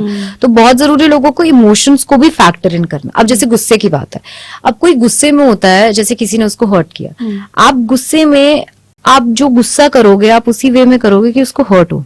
मतलब किसी बात पे भी गुस्सा आ जाता है। तो खाना अच्छा नहीं बना, गुस्सा आ गया, खाना हमारी पसंद का नहीं बना, गुस्सा आ गया, खाने में मिर्ची डल गई, गुस्सा आ गया, कैब लेट हो गई, गुस्सा आ गया, शर्ट आयरन नहीं है, गुस्सा आ गया। मतलब किसी भी बात पे गुस्सा आ जाता है। कोई ऐसा नहीं है कि भाई वही ना, तो इरिटेशन होती है कि ये इस वे में करना क्यों नहीं, पर उसमें आपको बैठ के सोचना पड़ता है, यार अब हो गया, अब मैं क्या कर सकती हूँ। Like for example cab late है, now you are angry, right? If you start with angry, आपका पूरा दिन ही खराब जाएगा। ये होता है ना, सुबह सुबह पहली चीज ही खराब हो गई, सोचेगा ना यार मेरे को ऑफिस पहुंचना 10 बजे, कैब ही इतने 15 मिनट, वही चीज है ना। अब क्या कर सकते हो आप, कैब वाले खुद तो ड्राइव करके कैब को ला नहीं सकते, आपको वेट तो उतना ही करना पड़ेगा। वो रीजनिंग, जैसे लॉजिक की बात हुई ना, वो रीजनिंग लाना बहुत जरूरी है, क्योंकि क्या है ना, हम गुस्से कोई भी इमोशन में बैठ के सोचते नहीं, रीजनिंग नहीं लाते। अब कितने लोग हैं जो बोलते हैं कि जो ये कितना संभला हुआ है, कितना सुलझा हुआ है, because you have to sit and reason. Happy होते हो तो ठीक है, स्ट्रेस है उसमें भी आपको रीजन करने की जरूरत है। आपको रीजन नहीं करोगे तो कैसे चलेगा? अब लोग कितनी बार है, people want to commit suicide कि नहीं चल रहा, पर आपको बैठ के चीजें समझने की कोशिश या हेल्प लेने की जरूरत है, क्योंकि आपकी लाइफ भी उतनी इंपॉर्टेंट है। मेरे को ये जानना है, अभी जैसे हमने सुसाइड का जिक्र ही किया, मतलब बहुत ही मुश्किल है, मुझे लगता है इससे बड़ा बोल्ड स्टेप कोई आप उठा नहीं सकते हो, बिकॉज आप मतलब अगर आपको दिख रहा है कि भाई ये ब्लेड पड़ा है, मैंने अगर इसको भी गलत ढंग से उठा लिया, मेरे को कट लग जाएगा, मेरा हाथ से खून आ जाएगा, आप नहीं कर पाओगे क्योंकि it's gonna hurt you ultimately. पर सुसाइड जैसा कदम उठा लेना, अगर उस वक्त कोई आपके पास आए, आपसे बात कर ले, या एक टाइट सी जप्फी दे दे, कितना फर्क पड़ सकता है? बहुत पड़ता है। आप ये देखिए, वो पर्सन पहले तो सुसाइड का ना ये नहीं होता, बहुत बार जितने भी सर्वेज हुए हैं सब हुए हैं कि they want to die, they want to escape, उनको उस चीज से हटना है जो उनकी लाइफ में प्रॉब्लम हो रही है उससे उनको हटना है, वो मरना नहीं चाहते हैं। वो इतना परेशान है कि उनको एंड रिजल्ट यही दिखता है कि खत्म करके ही ये चीज हटेगी। अगर आप कोटा के भी देखिए जो बच्चे हैं वो मरना नहीं चाहते, वो अपने पेरेंट्स का, जो छोटे उससे आए अपने पेरेंट्स का दुख हटाना चाहते हैं। तो सबसे पहली बात, जो सुसाइड करने का सोचता है वो ऐसे पॉइंट पे अपनी लाइफ पे कि वो बहुत ही ज्यादा सैड है, वो किसी की नहीं सुनेगा, पर किसी को साथ रहना पड़ेगा। जैसे आपने कहा बहुत जरूरी होती है कोई साथ बैठ के बोले कि कोई नहीं, we are there with you. क्योंकि आधे टाइम सुसाइड होता है जब वो अकेले अपने आप को मानते हैं, चाहे फैमिली भी है पर वो अकेले अपने आप को मान रहे हैं। तो वो चीज बहुत जरूरी है, क्योंकि वो चीज रिकॉग्नाइज ही नहीं कर पाते लोग कि अगर आप कोई अपने आप को खत्म करना चाह रहा है, वो उस चीज से भागना चाह रहा है, अगर एक बार कोई इसके साथ बैठ के उसको बोले कि यू आर नॉट अलोन, या उसके साथ बैठ के उसकी प्रॉब्लम सॉल्व करने की कोशिश करे तो समझेंगे। क्योंकि जो पर्सन इस पोजीशन पे पहुंचता है ना, वो बहुत ही ज्यादा दुखी, टूटा हुआ होता है। क्योंकि कोई भी इस पोजीशन पे पहुंचना नहीं चाहता। अभी आप किसी से पूछे, कोई मरना नहीं चाहता, अपनी फैमिली को छोड़ना नहीं चाहता, पर वो ऐसी पोजीशन पे आ जाते हैं कि उनको और कोई चारा दिखता नहीं है। और कई बार हमारी इमोशंस ना हमारे लिए इतनी स्ट्रांग हो जाती है कि हमें और कोई रास्ते दिखते भी नहीं है। और बहुत बार ऐसा भी होता है कि लोगों को लगता है यार मैं किसी से बात नहीं कर सकता, मतलब मैं अपनी चीजें ना कोई शेयर कर नहीं सकता किसी और के साथ। या कुछ लोग ऐसा होता है ना कि सिर्फ घुट घुट के मर जाएंगे, लेकिन एक बार बोलेंगे नहीं कि यार तूने ऐसा किया तो मुझे बड़ा हर्ट हुआ इस बात के लिए। तो वो चीज जरूरी है। या तो देखिए कुछ लोग तो बहुत बिल्कुल ही नहीं कर पाते, तो या तो वो डायरी में लिखे। दिस इज ऑल्सो प्रॉब्लम कि आप किसी से बात ही नहीं कर पा रहे हो। It is, आपको लग रहा है नहीं यार मैं नहीं बोल सकता, मतलब मैं बोल ही नहीं सकता, मैं घुट घुट के मर जाऊंगा, बस मैं बोलूंगा नहीं किसी को कि मुझे हेल्प चाहिए। तो वही तो चीज, ये बहुत बड़ी प्रॉब्लम है। बिकॉज बॉटल इन जब हम करते हैं, अब ये एक्चुअल में रियलिटी है जब हम अपने अंदर इमोशंस रखते हैं। जैसे ये वाली बात है कि हर्ट किया मैंने, आपको बीमारियां हो जाती हैं। देयर बीन अ स्टडी कि कैंसर एंड ग्रीफ, कोई जो दुख में रहते, कोई मर गया, उसके दुख में ही है, दुख में ही है, दुख में ही कैंसर हो जाता है। क्योंकि एज आई सेड, मेंटली और फिजिकली आपकी बॉडी कनेक्टेड है। कितने लोगों को बीमारियां हो गई हैं क्योंकि वो इतने दुख में है या इतने उसमें है कि अपने आप को ब्लेम कर रहे हैं कि आपकी फिजिकल बॉडी में अफेक्ट होने लग जाता है। तो वो चीज अभी भी लोगों को नहीं पता। अगर आप जितना अंदर दबा के रखोगे आपको उतनी प्रॉब्लम आएगी। अब कुछ लोगों को अर्टिकेरिया हो जाता है, जो एलर्जी की प्रॉब्लम होती है, फ्लेयर अप हो जाता है। कुछ को जैसे मैंने कहा माइग्रेन हो जाता है, कैंसर हो जाता है, और भी कितनी बीमारियां हो जाती हैं क्योंकि आप अंदर रख रहे हो। जब आप ऐसा होता है ना, जब प्रेशर बढ़ता जाता है, कुकर भी फट जाता है। सो हमारी बॉडी भी ऐसी है। लोग ये चीज समझते नहीं है, उनको लगता है अंदर दबा के रखोगे कुछ नहीं होगा, पर आपका सब कुछ खत्म हो जाता है। अब कितने लोग हैं जिनको वो होने लग जाता है, दे स्टार्ट लूजिंग वेट, खाना बंद, सोना बंद, सब बंद, आप खुद अंदर दिखने लग जाता है, गुस्सा आना, इरिटेशन होना। ऐसा भी होता है कि आप परेशान हो, स्ट्रेस्ड आउट हो, लेकिन फिर भी आप बहुत ज्यादा खा रहे हो, आप बहुत ज्यादा सो रहे हो, आप बहुत ज्यादा डिस्टर्ब्ड हो, बट आप हर चीज बहुत ज्यादा कर रहे हो, तो मतलब this is also a negative sign. हाँ, ओवर ईटिंग, बिंज ईटिंग या एक्स्ट्रा सोना, जैसे डिप्रेशन में होता है एक्स्ट्रा सोना कई बार, ये सब जो है ये साइंस हैं। क्योंकि आप उसको कुछ कर नहीं पा रहे, तो आपके हाथ में जो है आप उसको करना चाह रहे हो। सोने का क्या है, आपका दिमाग, आप कुछ घंटों के लिए आपके हिसाब से आप हट जाओगे, आपको कुछ नहीं सोचना पड़ेगा। खाने का क्या है, आप अपनी इमोशंस खा रहे हो। खाने और ब्रेन का क्या है कि आप कुछ टेस्टी खाते हो तो एक वो न्यूरो पाथ बनता है जिसमें आपको अच्छी यूफोरिया फीलिंग आती है। तो आप खा रहे हो, आपको अच्छी फीलिंग आ रही है, वो टेस्ट आपको अच्छा कर रहा है, तो आप एस्केप्स ढूंढ रहे हो। अब कितने लोग हैं ड्रग्स करते हैं, एक एस्केप है, वो चीज अच्छा फील हो रहा है, एटलीस्ट वो दुख से तो हट के फील हो रहा है। अब कितने लोग हैं जो डिप्रेशन के भी होते हैं, उसमें वो मैरिजुआना वगैरह करते हैं। क्यों? क्योंकि वो सर्टेन पीरियड उनको एक रिलीफ दे रहा है। तो ये छोटी छोटी जो चीजें होती हैं, जैसे ओसीडी का भी अगर आप देखोगे, So I was about to come on this OCD part. Is this also related to the mental health? Yes, a lot of people who have OCD, उनको एंजाइटी है, उनको जनरल एंजाइटी वो डिसऑर्डर है, उनको डिप्रेशन है, उनको problem है। क्योंकि आप वो भी वर्ड्स का ही है, अगर मैं ये हाथ दोबारा नहीं धोऊंगी तो मेरे साथ कुछ गलत हो जाएगा। मैं बहुत लोग देखे, मैंने कोई दरवाजा खोलना है तो पैर मार के करेंगे, पर ये सैनिटाइजर रखेंगे हाथ में, किसी चीज को पकड़ेंगे नहीं, किसी और के कपड़े से उठा के खोल लेंगे, अपना फिंगर टच नहीं होने देंगे, अपना एल्बो से भी नहीं, या अपने कपड़े से भी नहीं। मतलब कईयों को तो इतनी सीवियर होती है कि बार बार क्लीनिंग पे क्लीनिंग करे जा रहे हैं। सब कुछ बिल्कुल क्लीन है लेकिन फिर भी क्लीन कर रहे हैं। कोई घर में आए तो भाई सब स्प्रेज और ये सब कर रहे हैं, सो मतलब उनको भी मेंटल हेल्थ की कुछ issues हैं? एक्चुअली हम क्या है, इस चीज का मजाक उड़ाते हैं, वो तो साहब आपको नहीं पता मेंटली उनके दिमाग में चल रहा है कांस्टेंट, इफ यू आपने ये नहीं किया तो आपकी फैमिली के साथ कुछ हो जाएगा, अगर आपने ये नहीं किया तो आपका ये टूट जाएगा, आपने ये नहीं किया तो आपके साथ कुछ कुछ इतने सिवियर होते हैं कि कुछ घंटों तक वो बैठ के हिल नहीं सकते, वो स्टैचू है पूरे प्रॉपर ऐसे स्टैचू की तरह बने हुए हैं। क्यों? क्योंकि अगर वो हिले तो उनकी फैमिली के साथ कुछ हो जाएगा या किसी को कैंसर हो जाएगा, मतलब सिवियर थॉट प्रोसेस होता है। लोग ये सब नहीं जानते कि कितना नेगेटिव चल रहा होता है मतलब उनके एक दो दिमाग लोग तो में। मैं जानती हूँ जिनके हाथ की फिंगर्स मैंने देखी है, लिटरली गल गई हैं, लिटरली गल गई हैं। उन्होंने इतने हाथ धो लिए, इतना सैनिटाइजर यूज कर लिया कि मतलब पूरे द क्रैक्स आर विजिबल। तो ये क्योंकि कांस्टेंट थिंकिंग चल रही है। ओसीडी भी कई बार अपने आप हो जाता है, कई बार आपको जीन जेनेटिक होता है, कई बार कोई सर्टेन चीज हो जाती है आपकी लाइफ में कि आपका ब्रेन बिलीव करने लग जाता है, जैसे कि आज मैंने बॉटल इधर रखी तो आज मेरा अच्छा इंटरव्यू गया, और वो गया। You somehow start believing into it, और वो बिलीफ इतना ज्यादा हो जाता है कि आप उस पे कर। सो ओसीडी में भी लाइक ओवरथिंक करते हैं। ओवरथिंक आप कॉन्स्टेंटली, जैसे अगर ये ऐसे है, ठीक है, अगर मेरे को ऐसे नहीं रखा उसकी ओरिजिनल पोजीशन पे तो मेरा कांस्टेंट चल रहा है, मेरी गाड़ी खराब हो रही है, मेरे को प्रॉब्लम हो रही है, मैं अपना आंख नहीं हिला सकती तब तक। अब कितने होते हैं जैसे मैंने बोला स्टैचू की तरह बैठे रहते हैं घंटों, क्योंकि लोगों को ना इसकी रियलिटी नहीं पता कि कितना सिवियर और नेगेटिव है। सबसे गंदे ख्याल चल रहे होते हैं आपके दिमाग में। सो ओवरथिंकिंग अदरवाइज भी, अगर ओसीडी नहीं भी हो तब भी ओवरथिंकिंग एक बहुत बड़ी प्रॉब्लम है। Exactly. है ना? और ओवरथिंकर्स भी बहुत सारे आते होंगे आपके पास। बिल्कुल। ओवरथिंकिंग की वजह से कितनी प्रॉब्लम एक ह्यूमन लाइफ में हो सकती है। बहुत। आपने ट्रीज के ब्रांचेस देखे? तो जैसे एक ट्री होता है, दैट्स वन थॉट। आज फॉर एग्जाम्पल ओवर थिंकिंग बड़ी चीजों से भी हो सकता है, छोटी चीजों से। So let's take relationship, because we been talking about. एक स्टेम हुआ, आपने अपने रिलेशनशिप के बारे में सोचा, अब वो स्टेम एक ब्रांच निकली जहां पे आप करो, क्या पता उसने चीट कर लिया, फिर एक और ब्रांच निकली, चीट कर लिया, फिर मेरा क्या होगा?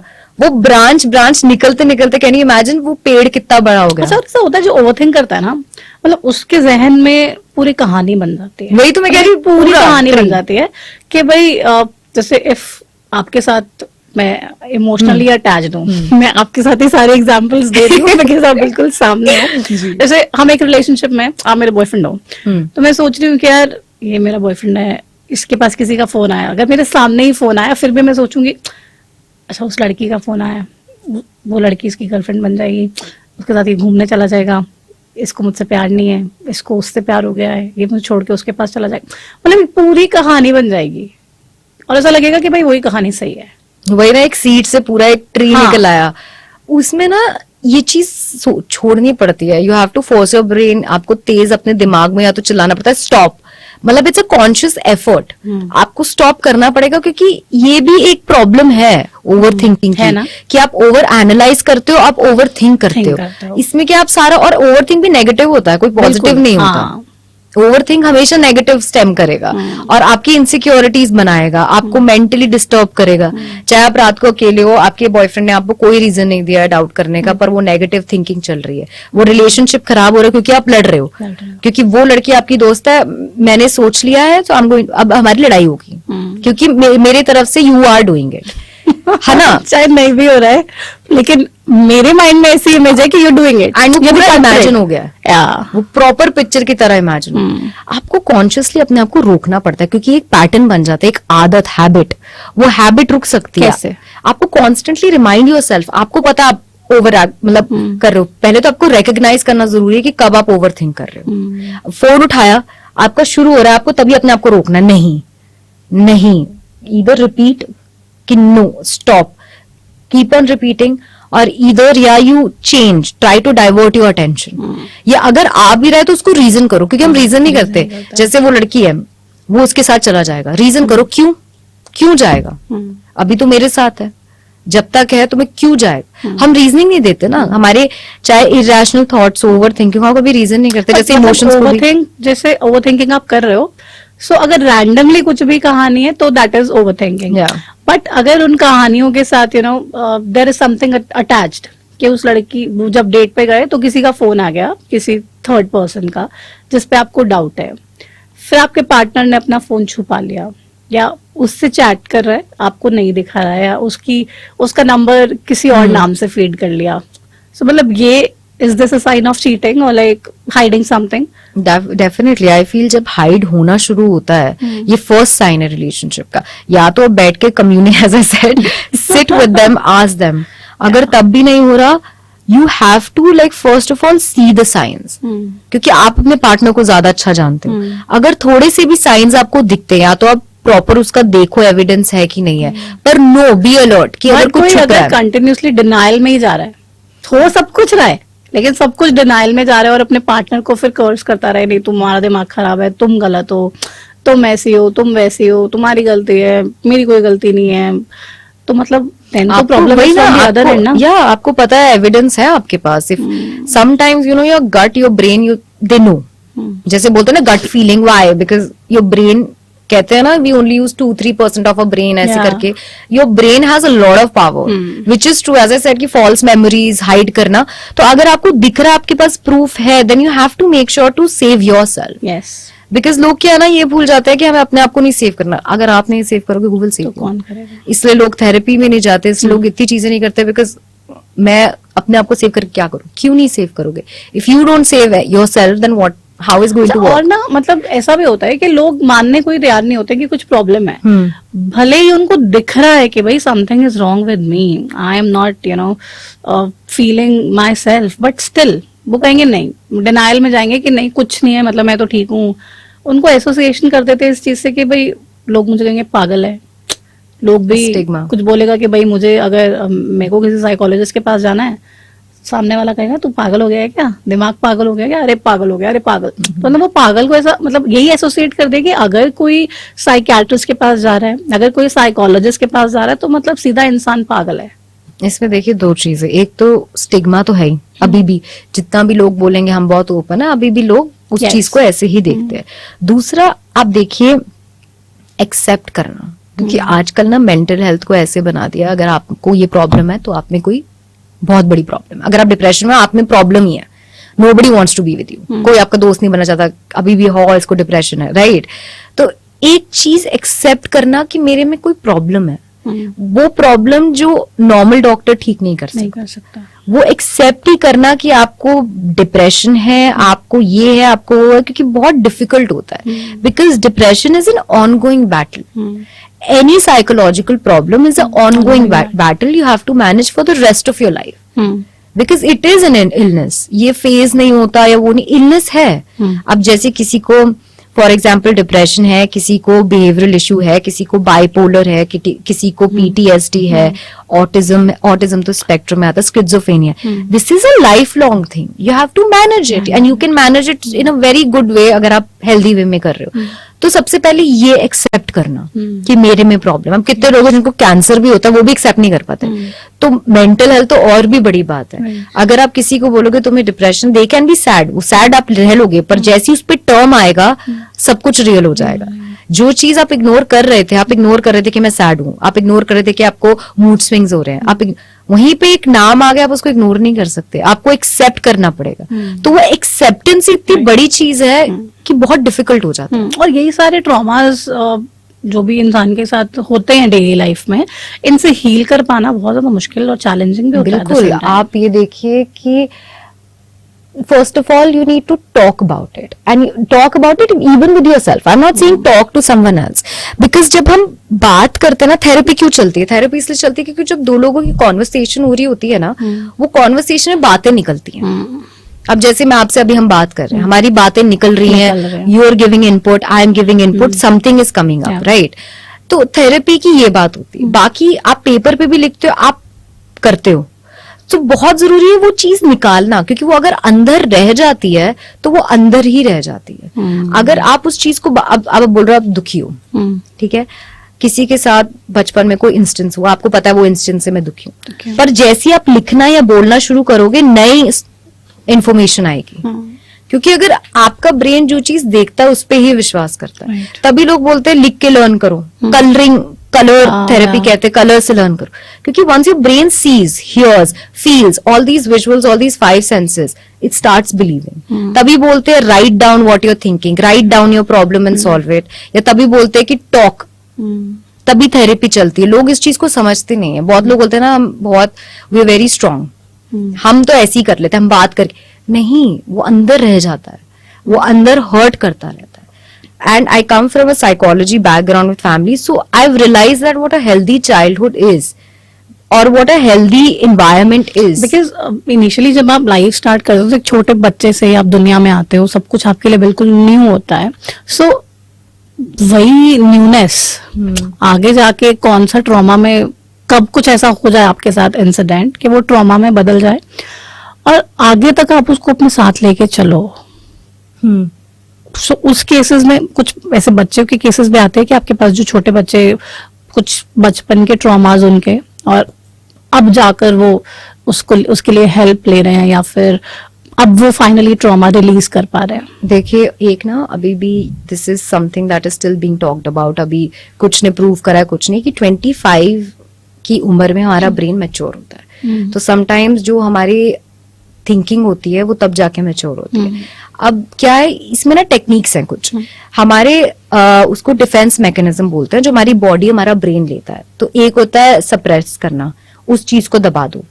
एक होता है डिसएसोसिएट करना, वो मेमोरी आपकी नहीं है, वो किसी और की है, या फॉल्स मेमोरी। ये डिफेंस मैकेनिज्म होते हैं आपके ब्रेन के, आपकी बॉडी को आपको प्रोटेक्ट करने के लिए, क्योंकि ये ब्रेन एज ए सेड बहुत इंटेलिजेंट होता है, पहले से ही फॉर्म्ड होता है। तो जब बच्चा बड़ा हो रहा है और उसके साथ कुछ गलत हो रहा है, तो आपका ब्रेन उसको हाइड कर रहा है, क्योंकि उसे पता है कि ये बच्चा नहीं ले सकता। Once you are at a point where your brain is in a position that it can figure it out, तो आप ट्रिगर होते हो। या तो you remember it on your own, mean सपने ऐसे करके, या आपको कोई चीज ट्रिगर करती है, कोई न्यूज, कोई इंस्टेंस, कोई चीज, और वो आती है। क्योंकि आपका हर एक ट्रॉमा जो बचपन से आता है वो हमेशा चलता रहेगा अगर वो हील ना हो तो। और इसमें भी एक चीज कहना चाहती हूँ, बहुत लोगों को लगता है हील होने का मतलब है कि हम वैसे ही हो जाएंगे जैसे हम पहले थे, ठीक हो जाएंगे, कोई problem.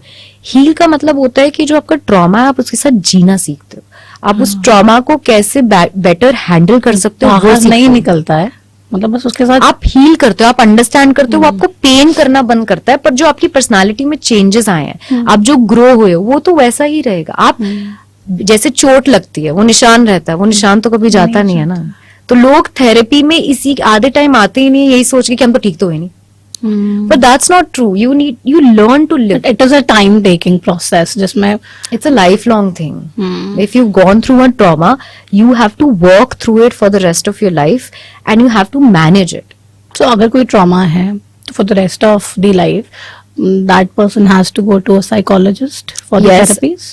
See, some people can heal themselves in a sense कि वो अपने आप अपने से बातें करके लिख के कर पाते हैं। कुछ लोगों को चाहिए होता है। थेरेपिस्ट आपको एडवाइस नहीं देता। अभी भी लोगों को लगता था they sit with you, they help you कि आप ओपन अप करके उसकी कॉन्वर्सेशन स्टार्ट करो।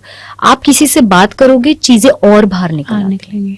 तो वो थेरेपी लोग समझते हैं। लोगों को लगता है कि जैसे लोग चाहे छोटी प्रॉब्लम के लिए आपके पास आए, बट अगर वो बैठे हैं और आपके साथ अपनी प्रॉब्लम डिस्कस कर रहे हैं, तो वो कन्वर्सेशंस इतनी डीप हो जाती हैं कि आप 4-5 चीजें और बाहर निकाल देते हो। प्लस यू नो टेक्निक्स होती हैं दैट हेल्प्स यू। जैसे किसी को गुस्सा आता है तो उसको, जैसे एक डीटी भी होती है, उसमें क्या होता है, अगर आपको गुस्सा आ रहा है तो आप ये बॉटल पकड़ लो ठंडे पानी की, वो सारा गुस्सा इधर डालो, कैसा फील हो रहा है, आप मैनेज करना सीखोगे। ग्रेजुअली आपकी बॉडी, आपका ब्रेन इसको याद करना सीख लेगा।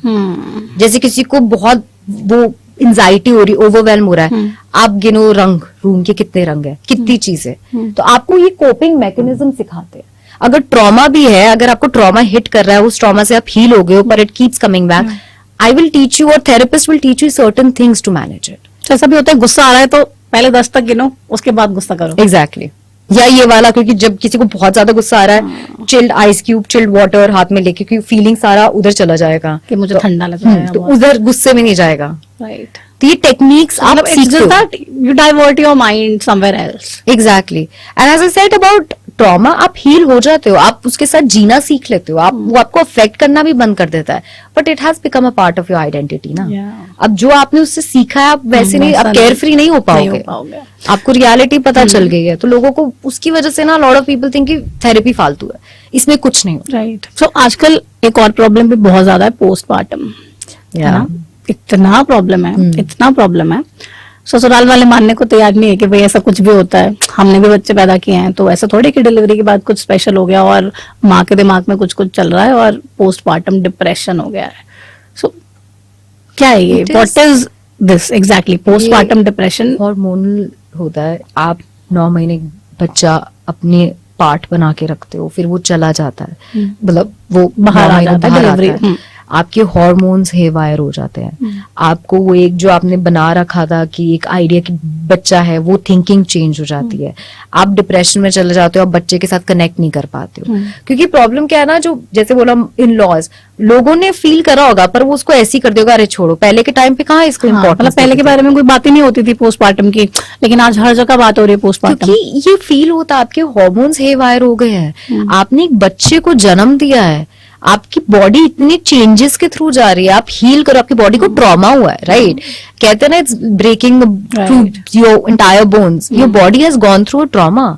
आपने एक चीज से निकाली है, लोग इस चीज को एक्सेप्ट, मतलब रिस्पेक्ट नहीं करते। नॉर्मल है ये कि भाई सब तो Exactly. किए बच्चे पैदा, सारी लेडीज करती हैं, तो तुमने क्या खास कर दिया? हर हमने कोई यही हमने बोलता घर में है। कर दिए। पहले जमाने में तो घर में हो जाते थे, तो कहते थे हम तो घर में कर लिए। वही ना, प्रेगनेंसी को बहुत ऐसे कर दिया, नॉर्मलाइज कर दिया। It is not normal, it is such a painful experience for a woman to go through, Yeah. है ना? इट्स बॉडी को ट्रॉमा ही तो हो रहा है, वो चीज निकल रही है। तो वो मदर जब कनेक्ट नहीं कर पाती, वो मदर उस इमोशनल में ही रहती है, डिप्रेस्ड होती है, उसको फीलिंग डाउन हो रहा है, वो मदरली ड्यूटीज नहीं कर पा रही, और मदरली ड्यूटीज वैसी नहीं कर पा रही तो और डिप्रेशन हो रहा है। और लोगों ने मिसकंसेप्शन बना रखा है अभी भी सोशल मीडिया में हर जगह कि आपका बेबी होगा तो आप इनडायरेक्टली कनेक्ट हो जाओगे। जरूरी नहीं है वो कनेक्शन एकदम ना आए। आपके शरीर से एक चीज निकली है, आप एक ट्रॉमा में हो, आप खुद हील हो रहे हो मेंटली, लोग उस चीज को नहीं दिखाते। लोग हमेशा वही मूवी पिक्चर वही परफेक्ट होती है ना, बेबी हुआ, मदर ने रखा, मदर को कनेक्ट हो गया, पर जरूरी थोड़ी ना हर बार हो। वो चीज ना कहीं दिखाई है। वो जब मदर को रियलाइज होता है कि मैं कनेक्ट नहीं कर पा रही, मेरा कुछ नहीं हो रहा, ये नहीं हो रहा, वो और डिप्रेशन में चली जाती है। तो बहुत जरूरी है टू सीक हेल्प, क्योंकि एक खालीपन भी हो जाता है। जैसे कितनी मदर्स होती हैं, जब वो प्रेग्नेंट होती है, वो बेबी उनका फ्रेंड बन जाता है, बेस्ट फ्रेंड। अब वो बेबी शेयर करती है, सब कुछ बताती है, उससे Exactly. बातें करते हैं उससे। Once that baby is out, they're lonely, कोई है ही नहीं। वो जो एक कनेक्शन था वो चला गया। सामने जो बेबी है उससे भी तो बात कर सकते हैं। वही ना, पर वो कनेक्शन चला गया ना इंटरनली, एक चीज, क्योंकि वो फीलिंग की अभी भी वो मेरा है, पर उस टाइम वो मेरा सिर्फ मेरा था, you know. Sometimes these feelings इस वे में आ जाते कि पोस्टमार्टम हो जाता है। कैसे डील कर सकते हैं पोस्टमार्टम से?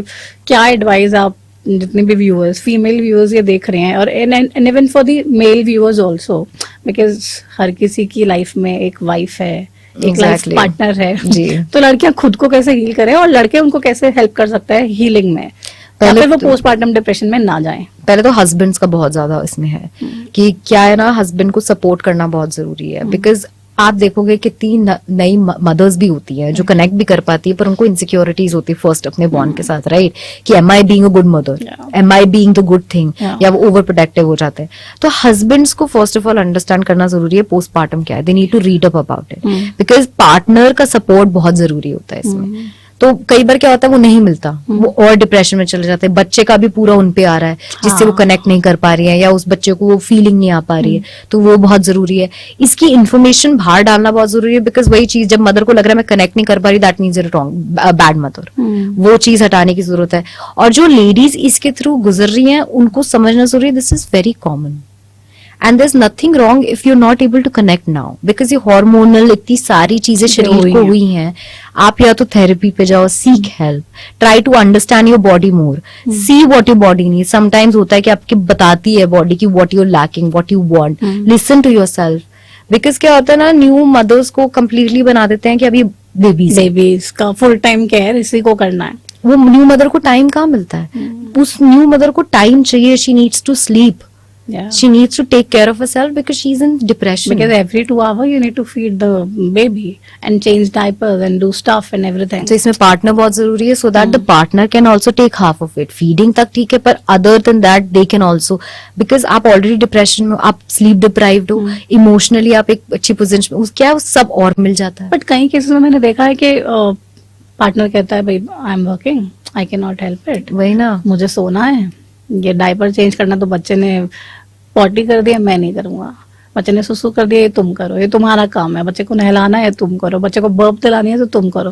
प्यार करने तो सब आ जाते हैं, ओहो आहा 2 मिनट के लिए खेलेंगे, बट देन फिर माँ को देके चले जाएंगे। ये चीज गलत है ना, because a father and a mother has to come together, they have to come together to raise a kid. Because आप उस मदर पे छोड़ रहे हो जो ऑलरेडी हील हो रही है, और आप अपना, ठीक है, get it, you have job, so इधर try to find something, try to find a balance, उसकी हेल्प करवाओ, बिकॉज उस मदर को भी अपने पार्टनर की जरूरत है। और कोई वाइफ को तो है, वही ना, mother को भले ही नहीं हो, but then as a wife she needs her expect your husband to be with you and to support you in this journey. क्योंकि आपने एक चीज साथ में क्रिएट करी है, आपने लाइफ क्रिएट करी है। आधे टाइम ये भी होता है पोस्टपार्टम में कि वो सपोर्ट नहीं मिलता, वो पार्टनरशिप नहीं मिलता, इन लॉ सपोर्ट नहीं कर रहे हैं, इन लॉ से ज्यादा they want the partner, right, because this is my person. अब क्या है कि I get it, you have job, तो arrange, make it work in a way that it helps both the child and the mother. अब आजकल का time ये नहीं है कि बच्चा सिर्फ माँ संभालेगी, ये तो पहले भी नहीं होना चाहिए था, पर बहुत तो बिल्कुल भी नहीं है। और बहुत केसेस में ऐसा भी होता है ना कि पहले तो चलो ये रिवाज ही था कि डिलीवरी हुई है तो लेडी अपने मायके में चले जाएगी। सो अभी भी चलो कभी लोग चले भी जाते हैं, जिनको जैसे सूट करता है, अपने कंफर्ट के हिसाब से कपल डिसाइड करते हैं कि भाई मायके में जाना है, ससुराल में रहना है, या अकेले रहते हैं तो मम्मी पापा को बुला लेते हैं। So but how important is for a couple to be together after the delivery? It's very important because sometimes क्या होता है, मदर्स का तो इनडायरेक्टली बोलते हैं कनेक्ट होता है, फादर्स का कई बार नहीं होता, बिकॉज मदर ने तो 9 महीने अपने पास रखा, अपने उसमें वूम में रखा है, तो वो कनेक्ट हो गया है। वो जैसे मैंने बोला, कुछ को जिनको नहीं होता वो अलग है, पर जिनको होता है उनका बेस्ट फ्रेंड, उनका पार्टनर, एंड इनडायरेक्टली बायोलॉजिकली भी बोलते मदर और बच्चे का कनेक्शन एक अलग ही होता है। फादर को टाइम लगता है उस पोजीशन में पहुंचने के लिए कई बार, और बहुत बार अभी भी कहीं ना कहीं है कि जो रिस्पॉन्सिबिलिटी फादर पे आती है वो बहुत डिफरेंट हो जाती है। चाहे अभी सब एक है, वो एक चीज आती है क्योंकि एक सोशल स्टिग्मा भी बना हुआ है, तो फादर और वो चीज जो हो जाती है वो तो ठीक है, पर जब पार्टनर को साथ रहना इसलिए जरूरी है बिकॉज देयर अ टीम। अब क्या होता है कि बच्चा, माँ बच्चे को देख रही है, फादर बाहर है, फादर काम पे बिजी है, ये नहीं कि father is not, they busy, they come back home, they watch TV, वो अपनी चीज करते हैं, सो जाते हैं, बच्चे का कनेक्ट ही नहीं होता। अब कितनी बार आप देखिए किसी भी घर में कि वो बच्चा अपने फादर से बात नहीं कर पाता, और फिर समटाइम्स वो मदर पास अवे हो जाती है और उस घर में कनेक्शन ही नहीं है, आप कनेक्ट ही नहीं कर पा रहे, आपको उस बच्चे से कनेक्ट नहीं हो रहा, ना उस बच्चे को आपसे हो रहा है। तो और वाइफ का भी इसमें ये है क्योंकि बच्चा वो देखता है, रिलेशन देखता है अपने पेरेंट्स का, जैसे ये वही चाइल्डहुड ट्रॉमा पे आ जाता है कि वो बच्चा अपने पेरेंट्स का रिलेशन देख रहा है, वो देख रहे पेरेंट्स कैसे कनेक्ट कर रहे हैं, पापा आते हैं जाते हैं, मम्मी से बात बिल्कुल नहीं होती है, या थोड़ी बहुत काम की होती है, चले जाते हैं। उस बच्चे ने वो प्यार तो नहीं देखा, और वो वाइफ को anyway she is going through the childhood का, बच्चे का, घर का, सब कुछ, वो जो एक कनेक्शन चाहिए, सपोर्ट चाहिए अपने हस्बैंड से, वो नहीं मिलता, वो और भी ज्यादा डिसहार्टन करता है, क्योंकि वैसे ही मैंने कहा सब चले जाते हैं, आपके पार्टनर रह जाते हैं। वो ट्रस्ट जो आपने पार्टनर पे डाला है, वो जो चीज है वो पार्टनर कर ही नहीं पा रहा। अब कितनी बार लड़ाई होती है, मैं घर में पैसा दे रहा हूँ, which is good, which I get it, but emotionally दे रहे हैं, दोनों ही काम कर रहे हैं ना, husband wife both are working, both are earning. और अगर किसी केस में नहीं भी फीमेल अर्न कर रही है, बट देन अल्टीमेटली, तो वही तो पीपल फॉरगेट कि पैसे के अलावा इमोशंस है। पैसा है पर वो रिश्ते नहीं चलेंगे अगर आप वो इम्पोर्टेंस नहीं दोगे तो। अब इसीलिए तो आधे टाइम ये प्रॉब्लम हो जाती है, चाहे वर्किंग वाले में भी यही होता है कि दोनों वर्किंग है, पर जो टाइम मिलता है वो अपना अनवाइंड करने के लिए यूज करते हैं rather than talking to each other. Problem होती है, फ्रिक्शन आती है, बिकॉज ह्यूमन रिलेशंस तो डाइनिंग टेबल पे खाना खा रहे हैं तो इधर सबके हाथ में फोन है, सब फोन पे लगे हैं, टीवी देख रहे हैं तो टीवी देख रहे हैं, फोन, फैमिली साथ बैठी है, फोन।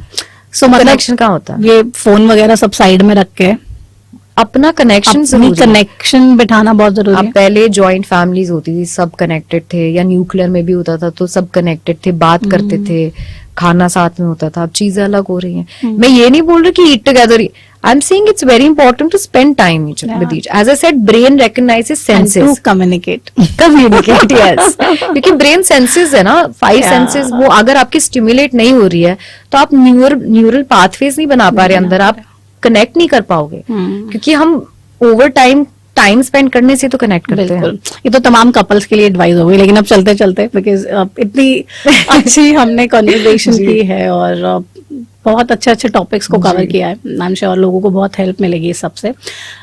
एक एडवाइस जो आप आज की जनरेशन को देना चाहते हो, मतलब नॉट जस्ट आज की जनरेशन को बट हर व्यूअर को हमारे देना चाहते हो कि क्या करें जिससे एक हैप्पी लाइफ हम जी सके, एक हेल्दी माइंड के साथ।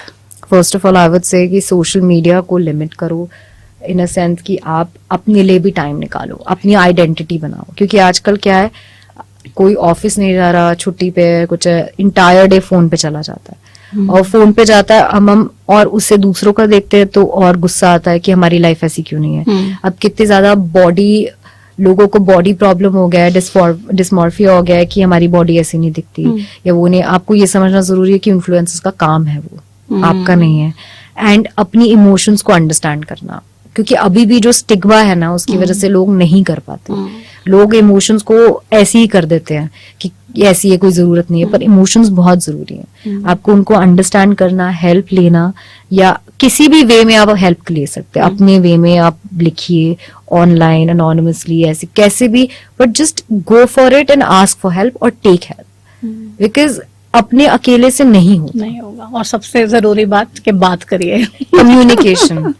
Parents, children, grand parents, brother sister, communicate. क्योंकि आजकल बात करने का ही टाइम नहीं है किसी के पास। मतलब कुछ भी होता है तो अरे बाद में करता हूँ, टाइम नहीं, अरे बाद में करता हूँ, बिजी हूँ, अरे छोटी सी छोटी चीज भी हो, राइट, नहीं करना किसी को।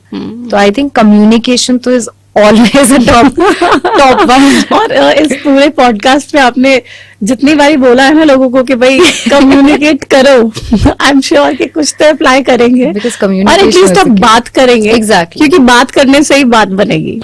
बिल्कुल, चाहे छोटी सी छोटी बात क्यों ना हो। चलिए, थैंक यू सो मच इस इंटरव्यू में, इस पॉडकास्ट में हमारे साथ जुड़ने के लिए, और इतनी सारी इंपॉर्टेंट इन्फॉर्मेशन और लोगों की लाइफ सेविंग टिप्स उनको देने के लिए, और अपनी मेंटल हेल्थ को हम कैसे ठीक रख सकते हैं, एक हेल्दी लाइफस्टाइल कैसे मेंटेन कर सकते हैं इस डिजिटल युग में जब हम पूरे टाइम फोन में ही लगे हुए हैं। तो ये सारी टिप्स देने के लिए बहुत बहुत शुक्रिया आपका। आई एम श्योर तमाम व्यूअर्स इनको जरूर अप्लाई करेंगे अपनी लाइफ में भी और फॉलो करने की कोशिश करेंगे। बहुत शुक्रिया, थैंक यू।